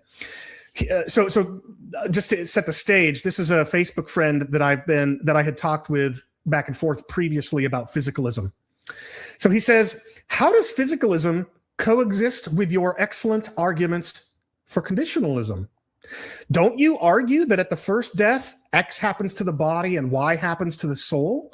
At the second death, either body and soul are made immortal or annihilated? For this argument to make sense, which I think it does, it would seem absolutely necessary that the body and soul are at the very least two distinct entities or substances. Now, notice something that in there, doesn't it sound to you, don't you get the impression that this follower of our ministry has gotten the impression from me that annihilationism is a distinctly dualist perspective? Because he introduces the question with how do you reconcile your annihilationist arguments that I find so compelling with your physicalism? Doesn't it sound like he's saying that my arguments for annihilationism are always dualist in nature? The basis of that is, hey, you sound like a dualist. Hang on, you're a physicalist. If you didn't know you're a physicalist, you'd think you're like if we didn't see your debates or any kind of material statement from you that you're a physicalist, we would, and we only had your defense of conditionalism, we would think you're a dualist. Yeah. Because yes, we already do what he's saying. We already assume dualism because we know that it's the main doctrine we want to focus on is conditional immortality. In terms of like the Rethinking Hell ministry, it's not rethinking anthropology, it's not rethinking the intermediate state, rethinking hell. And yes, these questions can come up and be discussed, but that's not the basis of our case. I mean, when I say that, I mean, physicalism is not the basis of our case for conditionalism. It's just we're just trying to be broad so that we can show people that you could be either and still be a conditionalist. Yeah, exactly. And, I've written multiple journal articles. I've contributed chapters to multiple books, and I've done debates. I've done conference presentations, radio interviews. You could scour every single piece of writing I've published, formally or informally, like on blogs. You could watch every single hour of anything I've ever done that's up on YouTube. You will literally never find me once arguing for conditionalism or annihilationism from physicalist assumptions. And I think that's true in general of annihilationist works. If you read Edward Fudge or John Stott or John Wenham or Clark Pinnock and hosts of others, you would not come away thinking that they are materialists or physicalists reading the text through physicalist lenses. So I think that this is an example where Craig is assuming, for whatever reason, that physicalists, that this is a view that goes hand in hand with physicalists, and then imposing that assumption on everything that we say and do. And I don't think there's any merit to that. But what do you want to have to say about that? No, just agree. And I just think it's probably just another sign of projection or what he thinks it's about, really. All right. Well, let's hear, we're going to return to the issue of emotions a little bit. Costa's going to say something to that effect before we move on to another topic within the conversation. So here we go. I think even John Stott famously quipped that how do you not crack at the idea that this suffering is endless? So this was sort of on the heels of Craig offering his thoughts on his belief that emotion motivates annihilationism. And Costa is right that Stott did express sentiments like what he just expressed, but for whatever reason, both Costa and Craig choose not to mention here is that that's not all that John Stott said. So it's true that in that book, Evangelical Essentials, that you mentioned at the beginning of our conversation today, John Stott writes, I find the concept of eternal torment intolerable and do not understand how people can live with it without either cauterizing their feelings or cracking under the strain. That's true. He wrote that. But the very next thing he writes is, but our emotions are a fluctuating, unreliable guide to the truth and must not be exalted to the place of supreme authority in determining it. Now, I've heard the first part of that quote come, out of the mouths of traditionalists when they're quoting Stott dozens of times. You know how many times I've heard the second part? Maybe once. Once. For whatever reason, when and I think I know the reason, but I won't say what I think it is. Believers in eternal torment only quote the first part that Stott says, and they omit the next thing that he says. In fact, some authors go extremely perverse, and they replace the second part that I just read with an ellipsis, and then quote Stott saying, we should re-examine the Bible afresh to see if it teaches annihilationism. So what they give their readers the impression is that Stott goes directly from finding eternal torment emotionally intolerable to saying, therefore, we should consider annihilationism.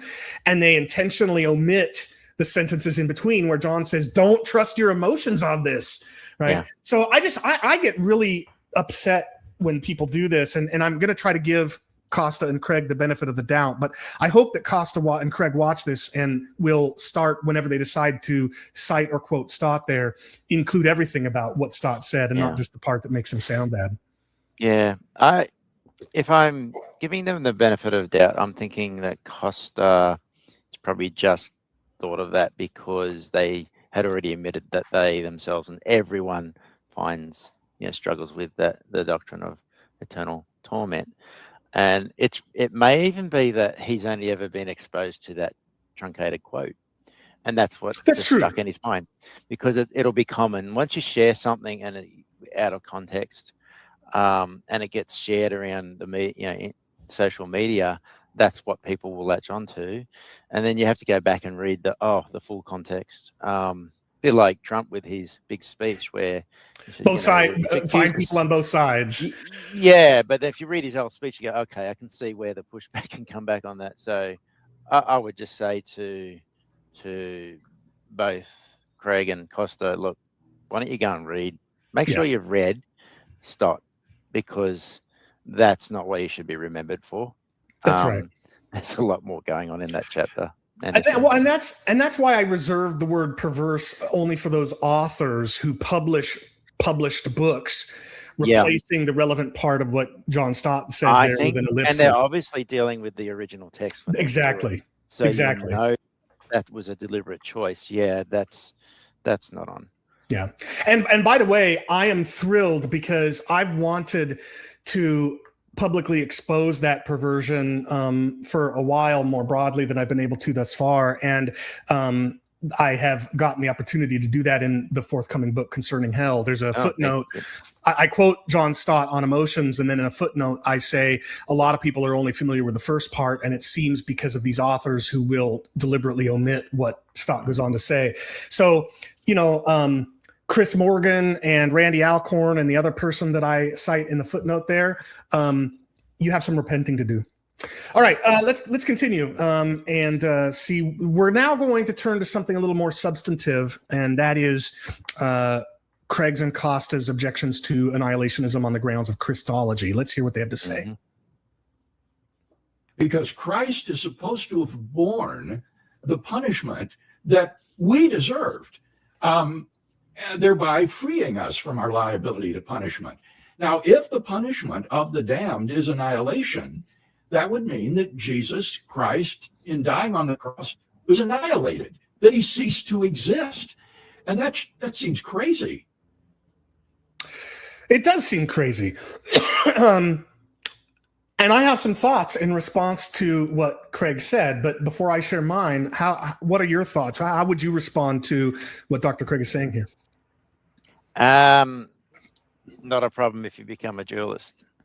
But then if he really thinks that physicalism is undergirding all of conditionalism, Go and read Glenn Peoples' essay in that book. What's it called? Anthropology. Oh, I can't remember. But he, in one video recently, he referenced it.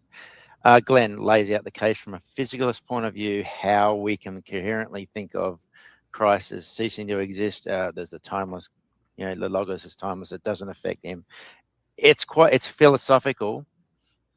Push back on it. Actually, push back on something that's been already offered, and critique it, and then let's see it. But I think it's really all too easy just to say, oh, Christ wasn't annihilated without actually looking at how we've offered solutions. And I know you've offered to me, I can see how it'd be persuasive to many dualists, the psychosomatic model, what I'll call, where the first death, yes, you lose the body, the soul is disembodied, so you've lost psychosomatic life, and the difference between the first and the second death is that the whole person is affected, and therefore the whole person dies. That's perfectly coherent. There is no problem, I think, under that model if you're a conditionalist and dualist. So I'm not really sure whether Dr. Craig is aware of how people have navigated that and how the solutions is just, where is the awareness?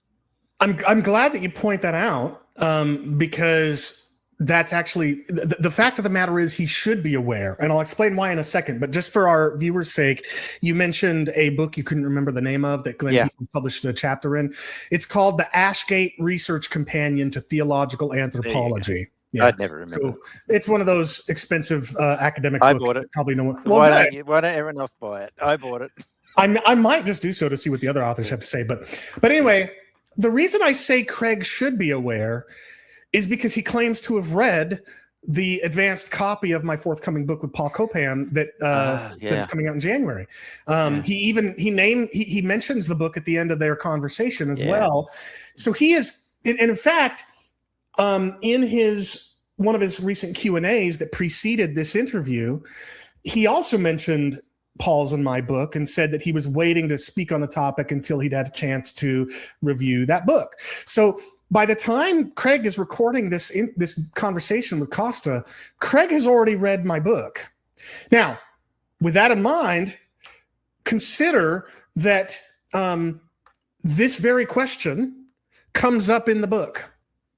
So traditionalist Sean Bawalski, who I count a friend, I hold him in high esteem, he writes the systematic theology chapter in this book, In Defense of Eternal Torment.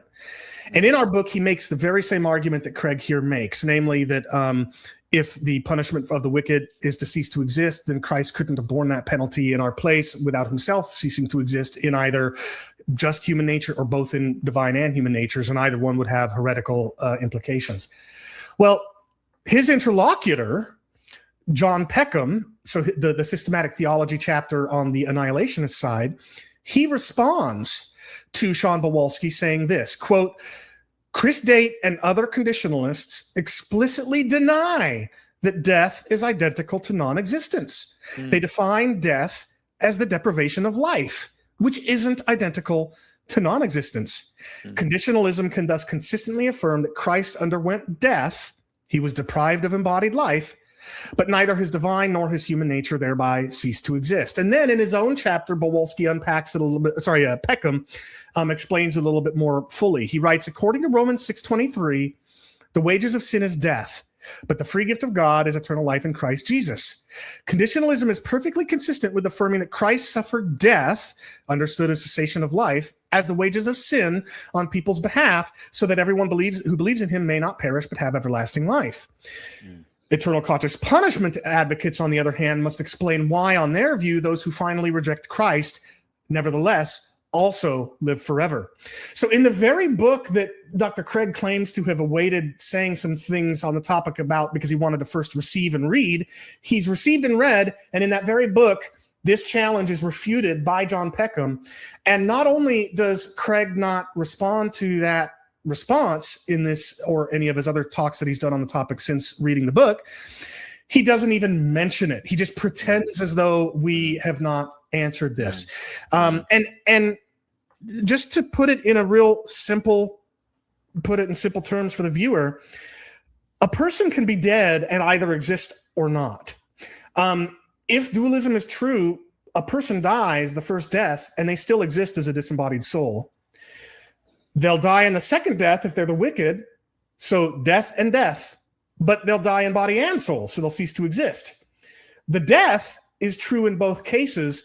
It just happens that in the second death, something additionally happens. The soul also dies or something like that. So by dying in our place, but continuing to exist, Jesus really did suffer the penalty of death in our place. He just didn't cease to exist. Meanwhile, though, it's actually the doctrine of eternal torment that has a real problem here. Because on Dr. Craig's and Dr. Costa's view, the resurrected lost will never, ever, ever, ever, ever, ever, ever, ever, ever, for trillions of years, die in the way that Jesus died on the cross. So on their view, the focus, the emphasis of the substitutionary atoning work of Jesus, namely his death, his passing away physically, is the very thing that will never happen to the wicked and lost, would never have happened to us in hell, were we not in Christ.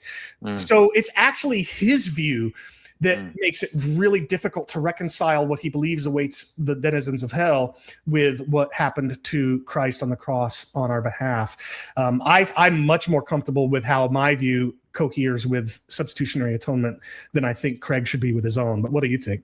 I agree 100%. Now, I'm in the, as I think I said before, in the end stages of preparing my article, and that's on this precise subject. And I've read through his book on defending penal substitutionary atonement.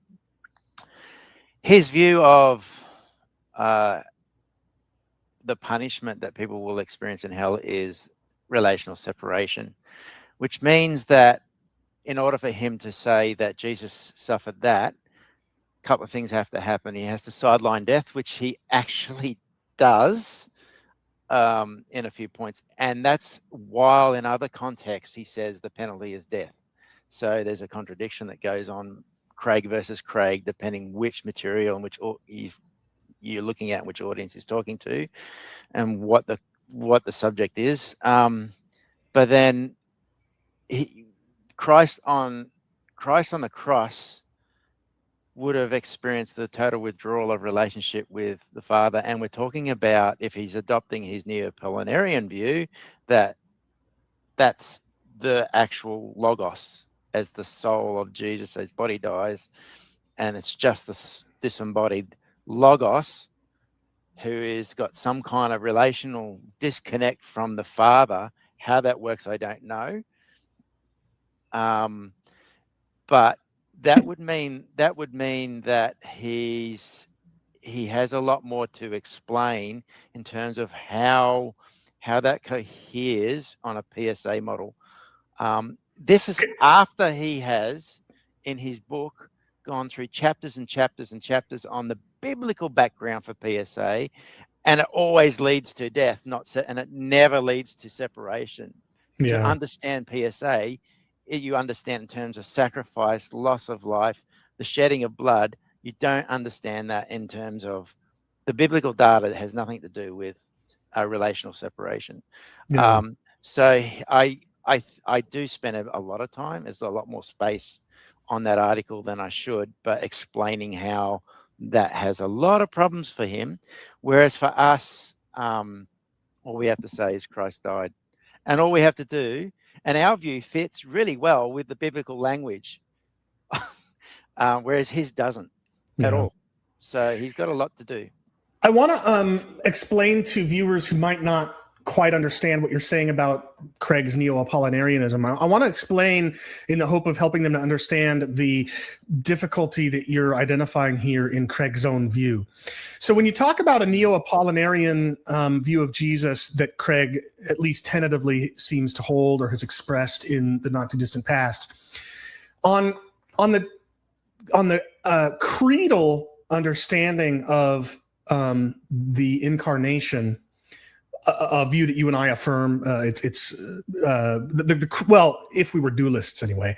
But the creedal view of the incarnation is that the divine logos is the divine nature of Jesus, and it was united in the incarnation to a complete human nature, body and soul. So you've got the divine person of Christ, and it's united, or the divine nature of Christ united the human nature of Christ, and that human nature of Christ is both body and soul. Okay, but in Craig's view, there is no human soul. The Logos is playing the role of the human soul in the embodied incarnation of Jesus. So on Craig's view, or his tentative view, or a view that he has at least at times expressed, or however you want to sort of cushion the extent to the firmness with which he holds this view, on Craig's view, Jesus had no human soul. He only had a human body united to and embodied by, and embodying the divine Logos. Now, here's why. There are two reasons why that is, I think, extremely problematic for his view of substitutionary atonement.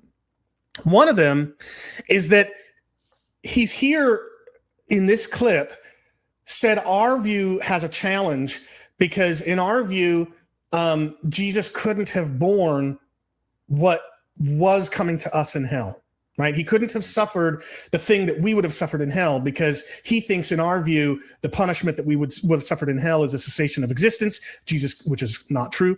The punishment that Jesus bore in our place must therefore be the cessation of existence. He didn't obviously cease to exist, so therefore we must be wrong. But here, but in his own Neo-Apollinarian view, we would have suffered forever in hell as embodied human souls, whereas Jesus doesn't even have a human soul on his view to suffer anything on the cross or anywhere what we would have in hell. So you've got the very same kind of discontinuity or discrepancy between what Jesus did as our substitute and what awaited us in hell that he accuses us of having. But the ones he accuses us of having are based on a misunderstanding of our own view. On his view, it actually cashes out. Yeah. But there's a bigger problem that occurred to me as you were speaking. The relational separation understanding of hell, as the punishment of hell being relational separation from God, he could hold that and say that Jesus suffered that in our place if he affirmed a creedal view of the incarnation, because it's at least conceivable, even if I think it doesn't make a lot of sense, that a fully human Jesus could be relationally separated from his divine Father, right? That's at least plausible, even if I don't think that is borne out by the biblical data. So he could say Jesus was, as a human body and soul, relationally separated from God, just as we would have in hell and the wicked will in hell. But he doesn't think that Jesus has a human soul. He thinks the divine Logos is playing the role of the human soul. And what that means is that if the punishment he bore in our place was relational separation, then there's not a relational separation between the human soul of Jesus and God. There's a relational separation between the divine persons of Father and Son. Yeah. The divine Logos is somehow relationally separated from the Father, who shares his being. And that, I think, is not only unintelligible and incoherent, but also borderline heretical. And so I think his view is actually far more in danger of falling afoul of Christological errors than ours is. But thoughts from you before we continue. So I think just everyone needs to keep in mind that Christology is a doctrine that it's normal for even theologians to, when they're addressing one problem, to actually fall into another unintentionally. And there's actually examples of this as they keep talking, which if we get to it, if it's shown, I'll actually highlight it. So that is normal, but I do think that, and I should point out with Craig's Neo-Apollinarianism, he does express that as, I'm only suggesting this as a plausible, view, but he does that because he sees a problem within traditional Christology that he's trying to solve. So underlying it all is this need to have this anyway. So I still think he comes to it with the Neo-Apollinarian lens anyway. And all we need to say is on the cross, it was the loss of life, and in hell, it's the loss of life. It's quite coherent, and it conforms to the biblical data, nowhere near the problems that he's going to face. The more he writes on it, I think the more that he will be providing us with information with which we can critique this view, because he's going to have to find a way to make it fit together, and I'm not seeing evidence he's doing that well yet. No, definitely not. Now, if people are curious as to why we might posit that Jesus suffered the punishment in our place of death, but didn't cease to exist, but when we would have suffered the penalty of death in hell, we would have ceased to exist. If people still want to know how we would explain that there's a difference in what happens additionally beyond just merely dying, people could check out one article I've written to offer a possible answer to that question. If you go to chrisdate.info and you go to the writing menu up at the top and select journal articles, one of them is called The Righteous for the Unrighteous, Conditional Immortality and the Substitutionary Death of Jesus. And I explain that in some detail. So I'd encourage people to check that out. Now, Darren, I'd like to propose something and see what you think. So we've been recording for about an hour and a half, and we're not quite halfway through the clips that we've prepared. What I'd like to propose is that we play and respond to the next 3 clips, which are all have to do with justice. And then we break and pre-record part 2 in a week or something like that. And so we'll do a 2-parter. Does that sound good to you? Works for me. Okay, great. Well, then let's play the next clip. And here we're going to be turning from Christology to philosophy. We're going to be talking about justice. Let's see what they say. So maybe if we can just look at some of the moral, philosophical implications of why eternal conscious torment should be or is a better explanation for simply being annihilated out of existence. Yes. So what you're asking now is a philosophical question, not a biblical question. Right. And I do think that profound philosophical questions arising from the nature of God's justice confront both the traditional view of hell and annihilationism. One of the principal objections to everlasting suffering is that the punishment doesn't fit the crime. Right.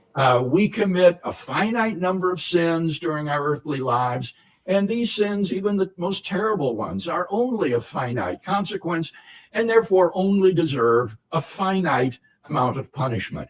And so everlasting suffering seems to violate God's justice because it seems to be excessive. So that's one of the most important objections to the traditional view. My response to that is to question the assumption that every sin is of only finite consequence. It seems to me that the sin of rejecting God, of repudiating God, the ultimate good and our creator, is a sin of infinite gravity and proportion, and that it's not at all implausible that this sin is so heinous that it deserves an everlasting punishment. All right, Darren, I've got my thoughts, but before I share them, what are your thoughts in response to Dr. Craig's explanation of how eternal torment can be a just penalty for a finite life of sins? The infinite sin is infinite gravity, therefore the penalty. Well, I don't tend to argue against that because I can agree with that, and along with Costa point out that capital punishment is, or he implied it, is an infinite punishment. He actually, somewhere in the video, he talks about human judgment systems and other things that are finite, and then he stops. So he's talking about finite human justice systems, and then he stops, goes, but not capital punishment, which means he implies it's an infinite punishment. So I think that's like water off a duck's back for me. I think he's also probably projecting a bit too much on that. This is a principal argument, as if the justice argument is what we would lead with. It might be a secondary argument. I don't think it's nearly as prominent as, well, I haven't seen it. But it's certainly something that both sides have to answer. And I think that what these guys will do, they won't even realize that the eternal privation of life is an infinite punishment. Mm. Yeah, and that's really important because, again, as I've already pointed out a few times, Dr. Craig claims at least to have already read Concerning Hell, my book with Paul Copan coming out with IVP in January. And the reason I bring that up is because the way that Craig treats this argument and his response to it suggests that he's implying that this is an argument leveled by annihilationists, and that annihilationists don't believe in an everlasting or infinite penalty. And yet the very book that Craig claims to have read proves otherwise. Because in Concerning Hell, the philosophical contribution on the annihilationist side, which is done by Matthew Flanagan, who has co-written a book in the past with Paul Copan, Matthew Flanagan writes this: annihilationists contend that the penalty inflicted in hell will be death, the enduring privation of embodied life. This penalty will be everlasting, so Craig is mistaken. Suppose someone loses their life in the second death and never gets it back. This is an irrevocable penalty that lasts forever. So here you have an annihilationist philosopher in the book that Craig claims to have read, explicitly arguing that the penalty meted out in hell on the wicked is infinite because it is an everlasting penalty consisting of the privation of embodied life that lasts forever. And Craig just kind of speaks as though he didn't read a prominent annihilationist philosopher saying just that in the book. This is just, again, one of the many examples that makes me think Craig doesn't really think carefully through annihilationist reasoning when he encounters it. I think he just kind of, his eyes gloss over. He assumes they're saying what he already thinks they're saying, and he doesn't really read them for what they're actually saying. So anyway, I just wanted to point that out. I would add, I think the framing from Tony Costa initially was terrible. Just the framing that it's simply annihilation, simply cease to exist. You're immediately just, you know that they just have this very popularist view of what we think, and wouldn't even occur to them that actually the punishment is the eternal privation of life, which changes entirely how they might talk about our view just because they've framed it a certain way. And it's disappointing because that is pretty much just a bog standard entry level framing. Doesn't show any, like you're saying, doesn't show any knowledge of the nuances within conditionalism and how we actually think. Yeah, I'm going to be really interested when he publishes this in writing, and we can look at what footnotes he provides, what citations he quotes, and so forth. Because I would want him to interact with some decent. Yeah, go back to that book you're talking about. I haven't read it yet, but actually show some interaction with something like that, so that we at least know that. Like, he might still disagree with us, but we'll have something more than just saying, well, you're just like presenting a straw man. Okay. Yeah. Well, let's hear the next clip then, in which Craig turns the philosophical sword of justice against annihilationists and see what he thinks is an argument against us.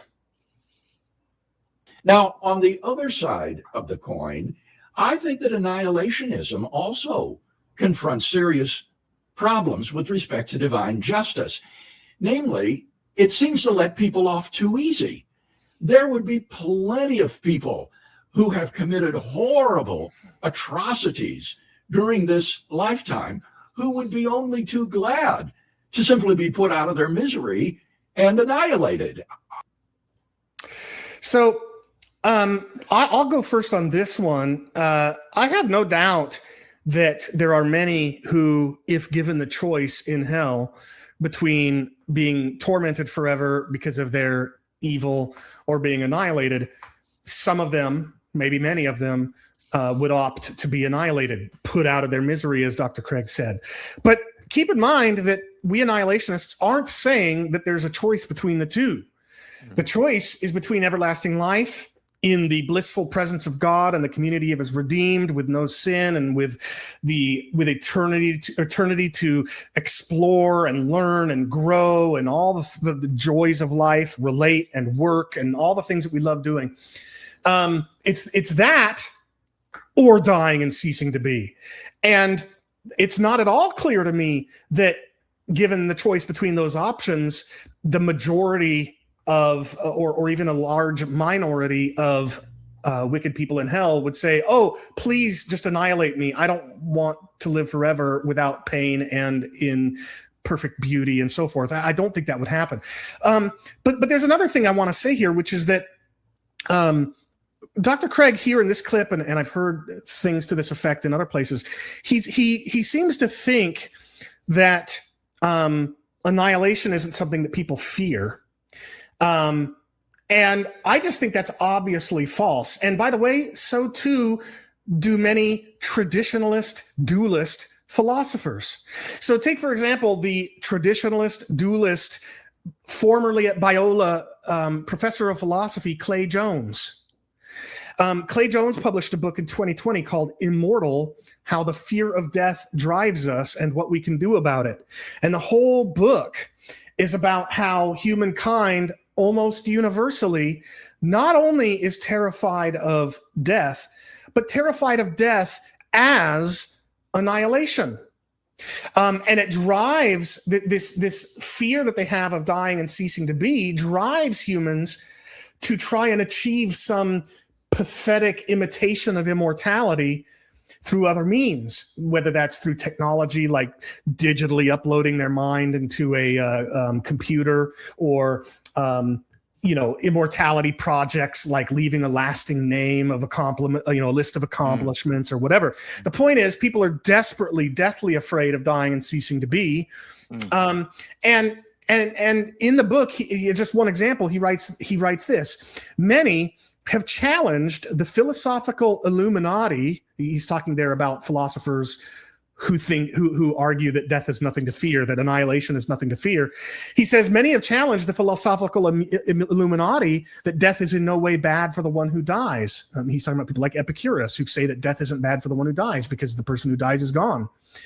And he's saying many philosophers have challenged that notion. He goes on to quote a philosopher named David Benatar, who says each individual, speaking in the first person, can say, my death obliterates me.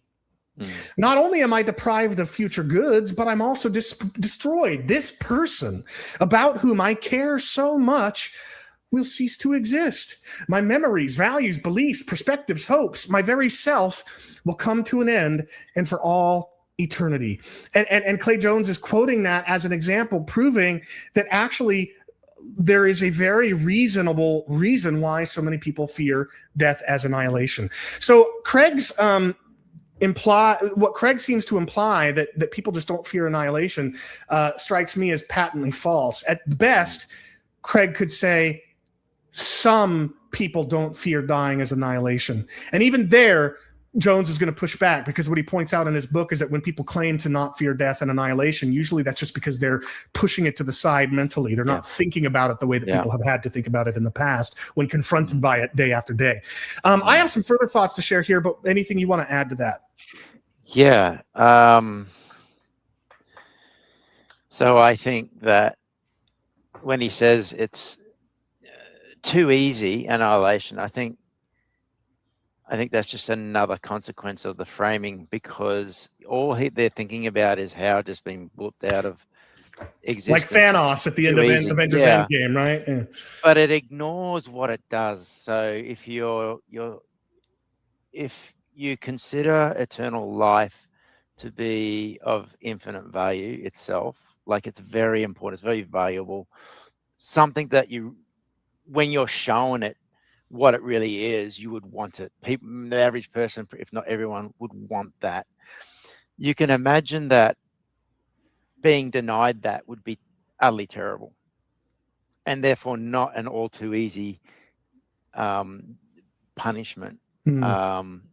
Imagine, I was just thinking as you're talking about a scenario that someone who just imagine at the end of whenever, in the last day when the judgment's there, they're hauled before God, he gives them that picture of what eternal life with him will be like. And then he tells them, well, the judgment on you is that you denied that. You go away you deserve to die. So that's what's going to happen to you. You can imagine that in that context, that would not feel too easy. It would be, oh my goodness, what have I done? I don't even have words to express how terrible that might be to someone.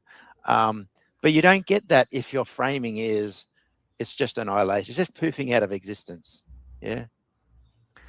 So I'm back to that, but I do think that when people like Costa and Craig are talking like this, they're completely forgetting about what eternal life is, just completely.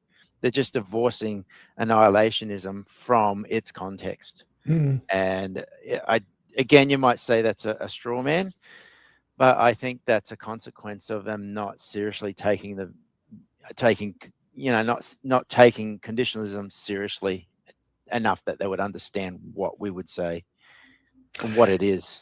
Yeah, and not only are they failing, I think, to consider what the alternative is, which is the kind of beautiful, joyous life that you're talking about forever, but they're also neglecting to consider the other things that happen as the final punishment is meted out to the wicked in hell. So you've got the dread and horror of knowing that you have rejected this beautiful life that you could have had and that you're going to die forever.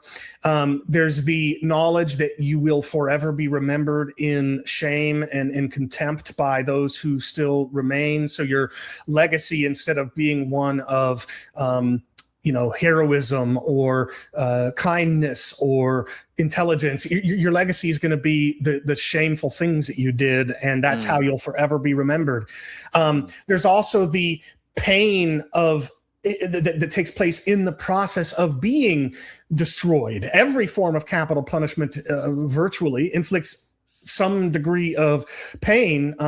You've got the lighter weight ones, like being shot by a bunch of trained shooters in a firing squad, which might be relatively quick and painless. But then you've got much more protracted, painful deaths for a few seconds, in the case of something like the electric chair, but still pretty violent and painful, or something much more protracted and painful than that, like being stoned to death, or dare I say, dying on a cross. Yeah. So they're only focusing on the cessation of existence part, and they're neglecting everything that you said and all the things that I just said. And that's the only way that I think you can get away with the kind of caricature that they're presenting. Yeah, caricature. Yeah, can't even say the word, but yeah, I agree.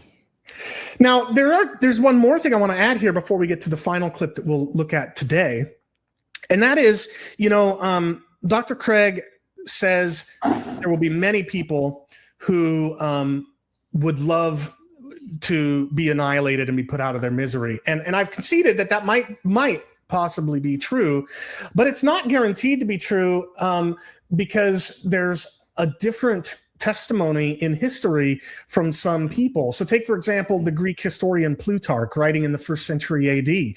He says that his fellow Greeks, they love life so much that if they were to be given the choice between living forever in some kind of misery or ceasing to exist, they would much rather live forever in misery.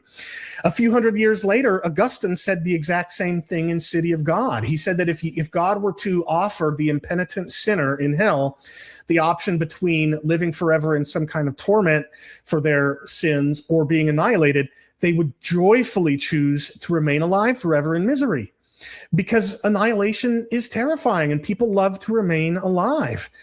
Now, Dr. Craig might say, yeah, but Plutarch and Augustine are silly and crazy. Okay, maybe, but they're speaking for a sizable percentage of humankind throughout history there. And you don't get to just dismiss them and say that they don't exist and then lean on those people that you do know exist. But there's another point here to be made, which is, let's say that let's grant, for the sake of argument, what Craig is saying, that indeed most people would joyfully choose to be annihilated and put out of their misery rather than suffer forever in hell. Even if that were true, Craig is a smart philosopher, and he knows that that would have no bearing on whether the punishment is appropriate or not. So take, for example, an analogy I often use.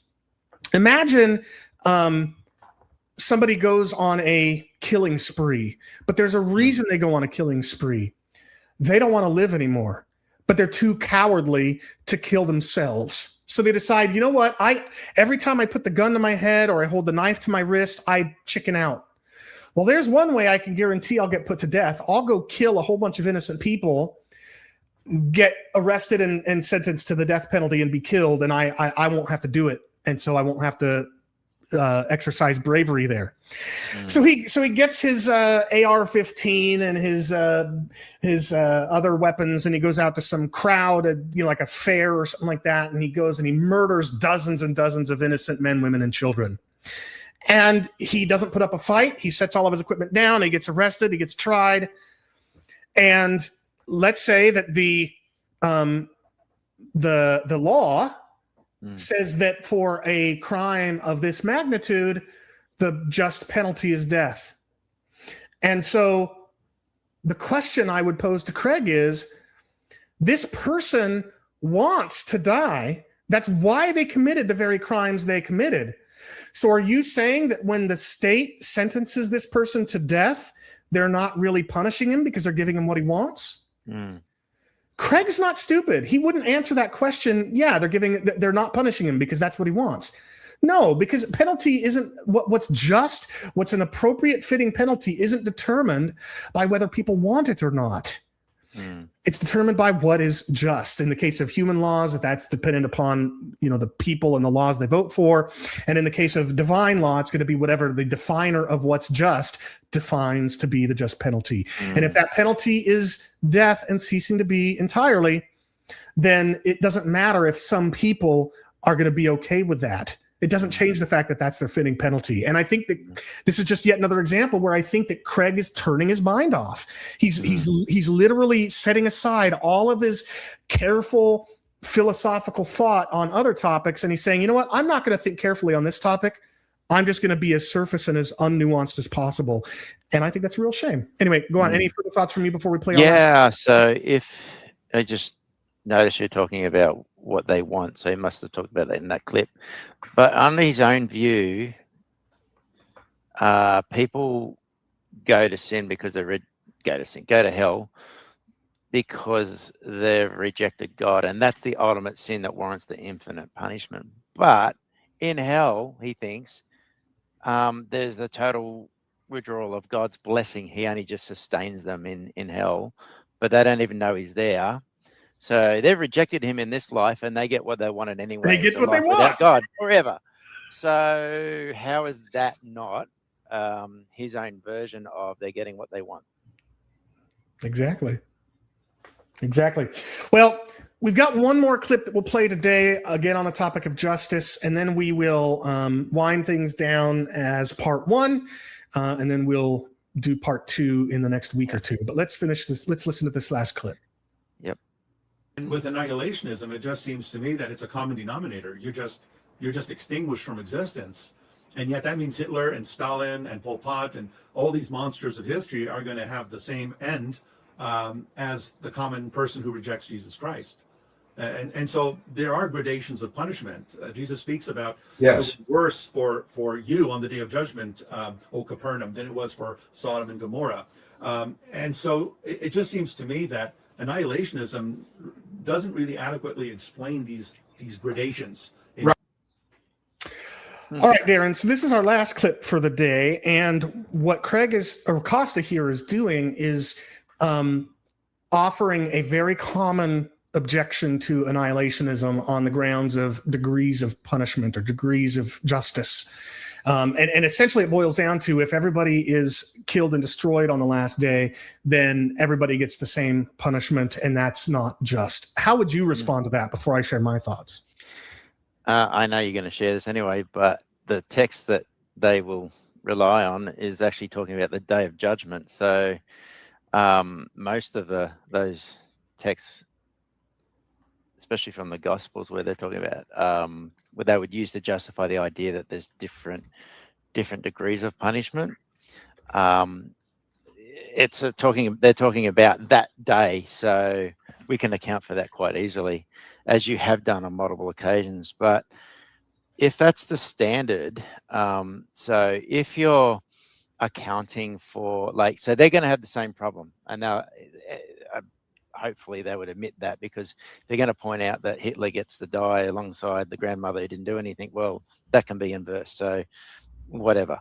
But if that's the problem, then how does William Lane Craig account for gradations of or degrees of punishment if the punishment is the total withdrawal of God's relationship with those in hell? He only withdraws his relational presence to some degree for some, and then a larger degree for others, right? Yeah, I don't think it works that way, because it is the total, and that is the punishment. That is the one that warrants the infinite. And how? Yeah. So he's going to have to make sense of that, because I think that I don't need to relitigate your case that you've made with respect to degrees of punishment under conditionalism. You've done really well. I don't want to just keep saying that over and over and over again. It feels like a broken record, but I have that question for him, and if he can answer that, then great, but I don't think he can. But if he then opts for other kinds of punishments, then, aside from that, like God would inflict some other kind of misery, then we're not talking about the infinite punishment anymore. And so, you're going to have a 5-year-old child who maybe sinned for whatever reason and ends up in hell. You could make it 8, I don't know, 8-year-old, or you could do the relatively innocent person is going to be in hell forever without a relationship with God forever, which itself will turn into torment, I think, and torture, but without the possibility of dialing that lack of relationship up and down. And the only way he's going to be able to solve that is by maybe bringing in other kinds of punishment, which aren't really an infinite punishment anyway. To me, it's all too messy. I'd like him to maybe work on that and present a coherent answer to it or solution to it. Yeah, I mean, I think you make a really good point. On his view, both Hitler and the little old lady who dies, but otherwise was a pretty good person, they're both going to live forever in hell. They're both going to suffer forever in hell. They're both going to be entirely relationally separated from God forever in hell. There's no difference in any of those things. What might be a difference, what Craig might argue and what other traditionalists have argued, is that the misery or the pain for one person at any given moment might be just much worse than the pain or misery experienced by another person during that time, or that and he could even try to fold that into his relational separation view, right? He could say that the misery inflicted by the separation of God is far worse for Hitler, let's say, far more painful than it is for the little old lady. But there'd be a couple, what? Why? Well, that's just it. So it's exactly the opposite of what you would think, right? Evil. The dude was evil, and so relished that. Why would he have more pain than someone who's feels like they didn't deserve that in the first place? Like, I'd be, if I knew that I had slaughtered that many people, maybe I wouldn't give a stuff. But if I was this innocent person and I'm in this, why would I not be more miserable? Yeah. Like, conceptually, I don't understand it. I agree. And I have an answer, maybe not an answer, but I have another thing that we might be able to, it just came to me. Just say on conditionalism, you want to explain degrees of punishment. Maybe as just a thought experiment, you think of Ghost Rider and his penance stare. Are you familiar with that? I've seen the Nick Cage movies, yeah. Okay. So the idea there is that he looks into their soul, and if whatever evil they've done, it makes them relive that. So whatever pain they've caused for others, they experience in an instant. But So if that's you're what God does to people, though, then then the punishment isn't relational separation. No. So okay.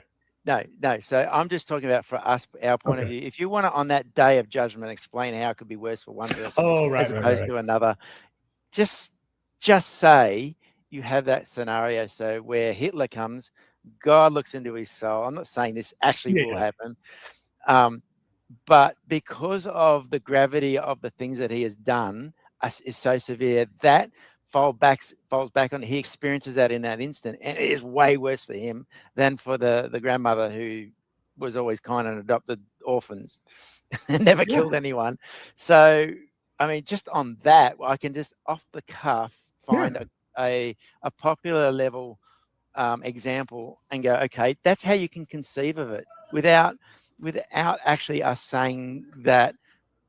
So that's as they're put to death, without us having to say, well, that infinite punishment of the eternal privation of life cannot be, because that is how they died. Yeah. It's all part and parcel of it. And that's in addition to the other answers that we've often offered, which you said you wouldn't repeat, but I'll repeat them just briefly for those who aren't already familiar. So, one answer that's given by Edward Fudge in The Fire That Consumes is that there's an infinite number of possible combinations of type of suffering, intensity of suffering, and duration of suffering as part of the process by which the people are destroyed in hell. And so one person may be destroyed in a much more violent and painful and protracted way than another person, and that is going to make it worse for one than for the other. There's also the answer I've often given, which has to do with the different ways in which capital punishment, and this really isn't 100% distinct from the answer that I just repeated from Fudge. It's just more of a variation of it. If you think about two different ways that we inflict capital punishment, you're typically going to find differences in how much a person suffers in one compared to the other. Again, the firing squad, lethal injection, these might be fairly relatively quick and painless, but stoning and crucifixion, being burned to death, these are all much more painful, violent, protracted ways to die. So that could accommodate degrees of punishment. And then there's also the degrees of contempt in which we will be held forever by the still living righteous and by God himself. We like to pretend sometimes that we don't care how we'll be remembered after we're gone, but we all know that we're lying through our teeth when we say that. We all imagine what it'll be like at our funerals, whether people will show up and have nice things to say, or whether instead we'll be remembered forever in shame, whatever. So if one person goes to their death knowing that forever they'll be remembered in a little bit of contempt, and another person knows that after they die, they'll be forever thought of as a disgusting, shameful, cowardly pig, whatever. That's going to be a difference as well. And then there's the one that you just offered. The point being, conditionalism, annihilationism, actually has several possible ways to accommodate degrees of punishment that aren't mutually exclusive. So it could be any one or all of them, and still say that the everlasting punishment is privation of life forever. And here's the important thing. One important thing I want to bring out of that. All these options comport really well with the very text that Costa cited. You alluded to it when you began your answer. This is what Jesus says in Matthew 10:15. Truly I say to you, it will be more bearable on the day of judgment for the land of Sodom and Gomorrah than for that town. You see, everywhere that the Bible uses this language of it being worse for some than for others, it speaks in very finite terms of it taking place on a day, or many stripes versus few stripes. A distinction that, by the way, doesn't make sense if it's an eternity of stripes, right? So our both sides of this debate, traditionalism and annihilationism, have to offer possibilities for how God accounts for degrees of punishment, since the Bible doesn't explicitly answer that. But our answers, the possible answers we offer, perfectly comport with the biblical data that says those degrees of punishment are meted out or are experienced on the day of judgment, rather than stretched out for all eternity. So I feel really good about our answer to degrees of punishment, and much better than I feel about traditionalism's answers to that challenge. Yeah, and I think for Craig, with his emphasis on PSA, and therefore the punishment that Christ bore must have been the punishment that people in hell will experience, that will bite him, because it's not the suffering and it's not the death of Christ. It's the relate. So even if he wants to solve the problem on his end with, you know, the justice of hell by saying, yes, there's some kind of gradations of punishment aside from the relational separation, then how does he account for that with respect to like the misery and the suffering, that the physical and mental suffering that Jesus suffered on the cross? Because that he doesn't have a place for that in his PSA exchange at all. So well, he might now in the future, because we raise that objection, but I'm sure he'll make some distinction as a philosopher. But it seems to me he has to do something more than what he is here, because it's just there, doesn't do anything. The only other thing I wanted to add is when you're talking about shame, people these days might go, oh, that's not really that bad. But in the Jewish mindset, how you were remembered and whether you were, you know, you lived life or died in shame was really important to them. If you abhorred after death, they hated that idea. So it's actually is something that's like, if you're writing at that time, you're Matthew or whoever, if that's in their mind, like shame, that would be a serious thing. It wouldn't be a letting it off lightly kind of scenario. It would be like disastrous. Yeah. If you get up there on the day of judgment, and maybe the difference between you and Sodom and Gomorrah is that you had the chance to get saved, but you rejected it, and you have greater shame, that would be horrifying to them. Yeah. Now, and I agree with you, but I really do think and would argue that today that's no different. It's just we pretend it's different. And as evidence, one example of the evidence I would offer for that, have you seen the Guardians of the Galaxy movies? Okay. You remember the Yondu, the blue guy with the fin on his head?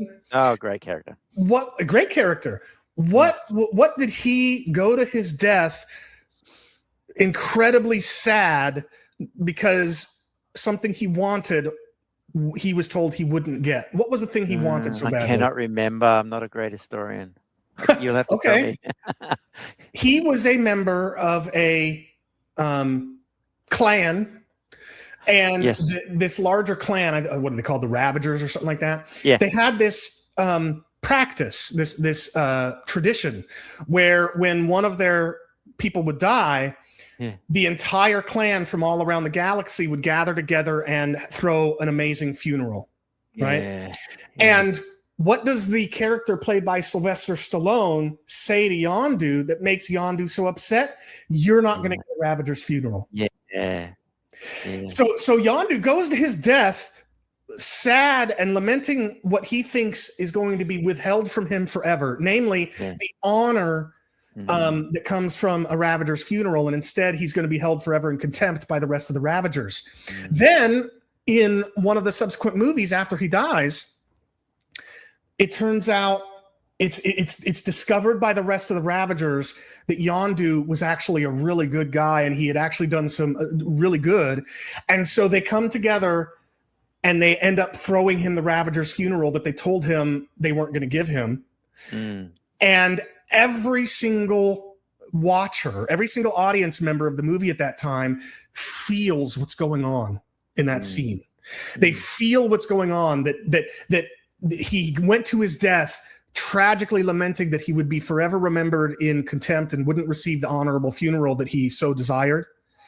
And when they see him get the honorable funeral that he so desired, even though he's nowhere to experience it, we're all joyful at knowing that Yondu's getting what he deserved. That I think is really strong evidence among many examples I could offer. That we actually good analogy. Care. Yeah, I think that's a good analogy, and I'm just a bit ashamed of myself that all I could think of was him saying that I'm Mary Poppins.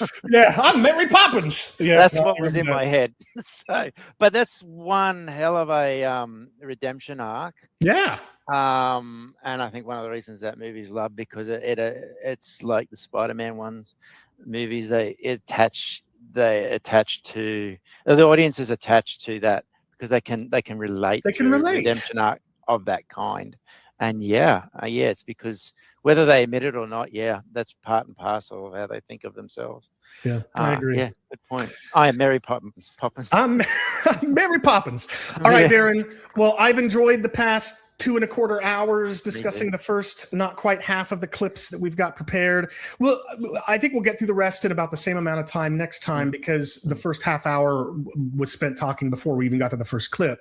But what I'll do, Darren, what we'll do between now and the next week or two is we'll find the next date and time that we're going to record.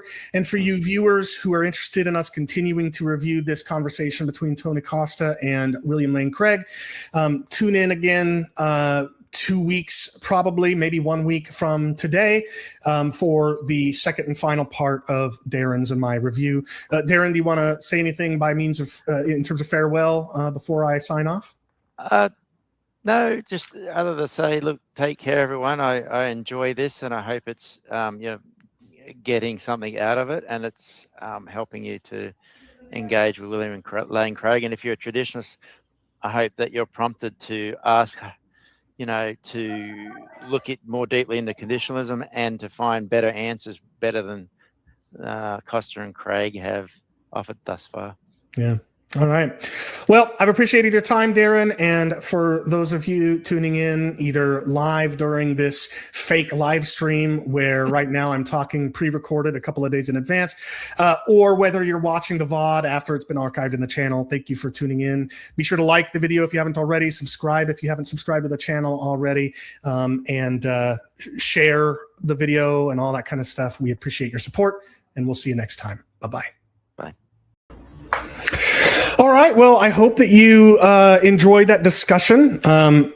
I enjoyed having it, and I very much look forward to having part 2 with Darren sometime between now and the next episode of Rethinking Hell Live.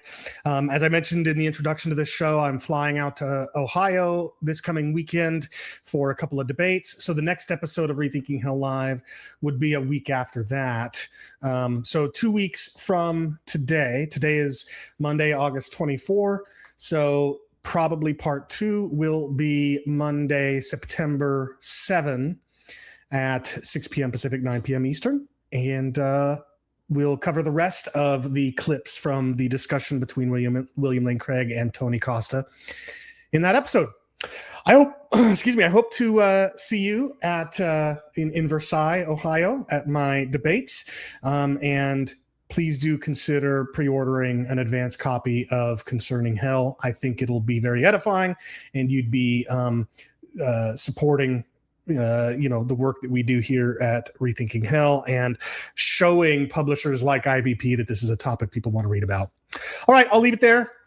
See you next time. Thanks so much for tuning in, and go give them heaven. Bye-bye. Man, look, maybe we should rethink this whole thing. I mean, you heard the guy. The pains of eternal torment. Yeah, I gotta rethink this whole thing.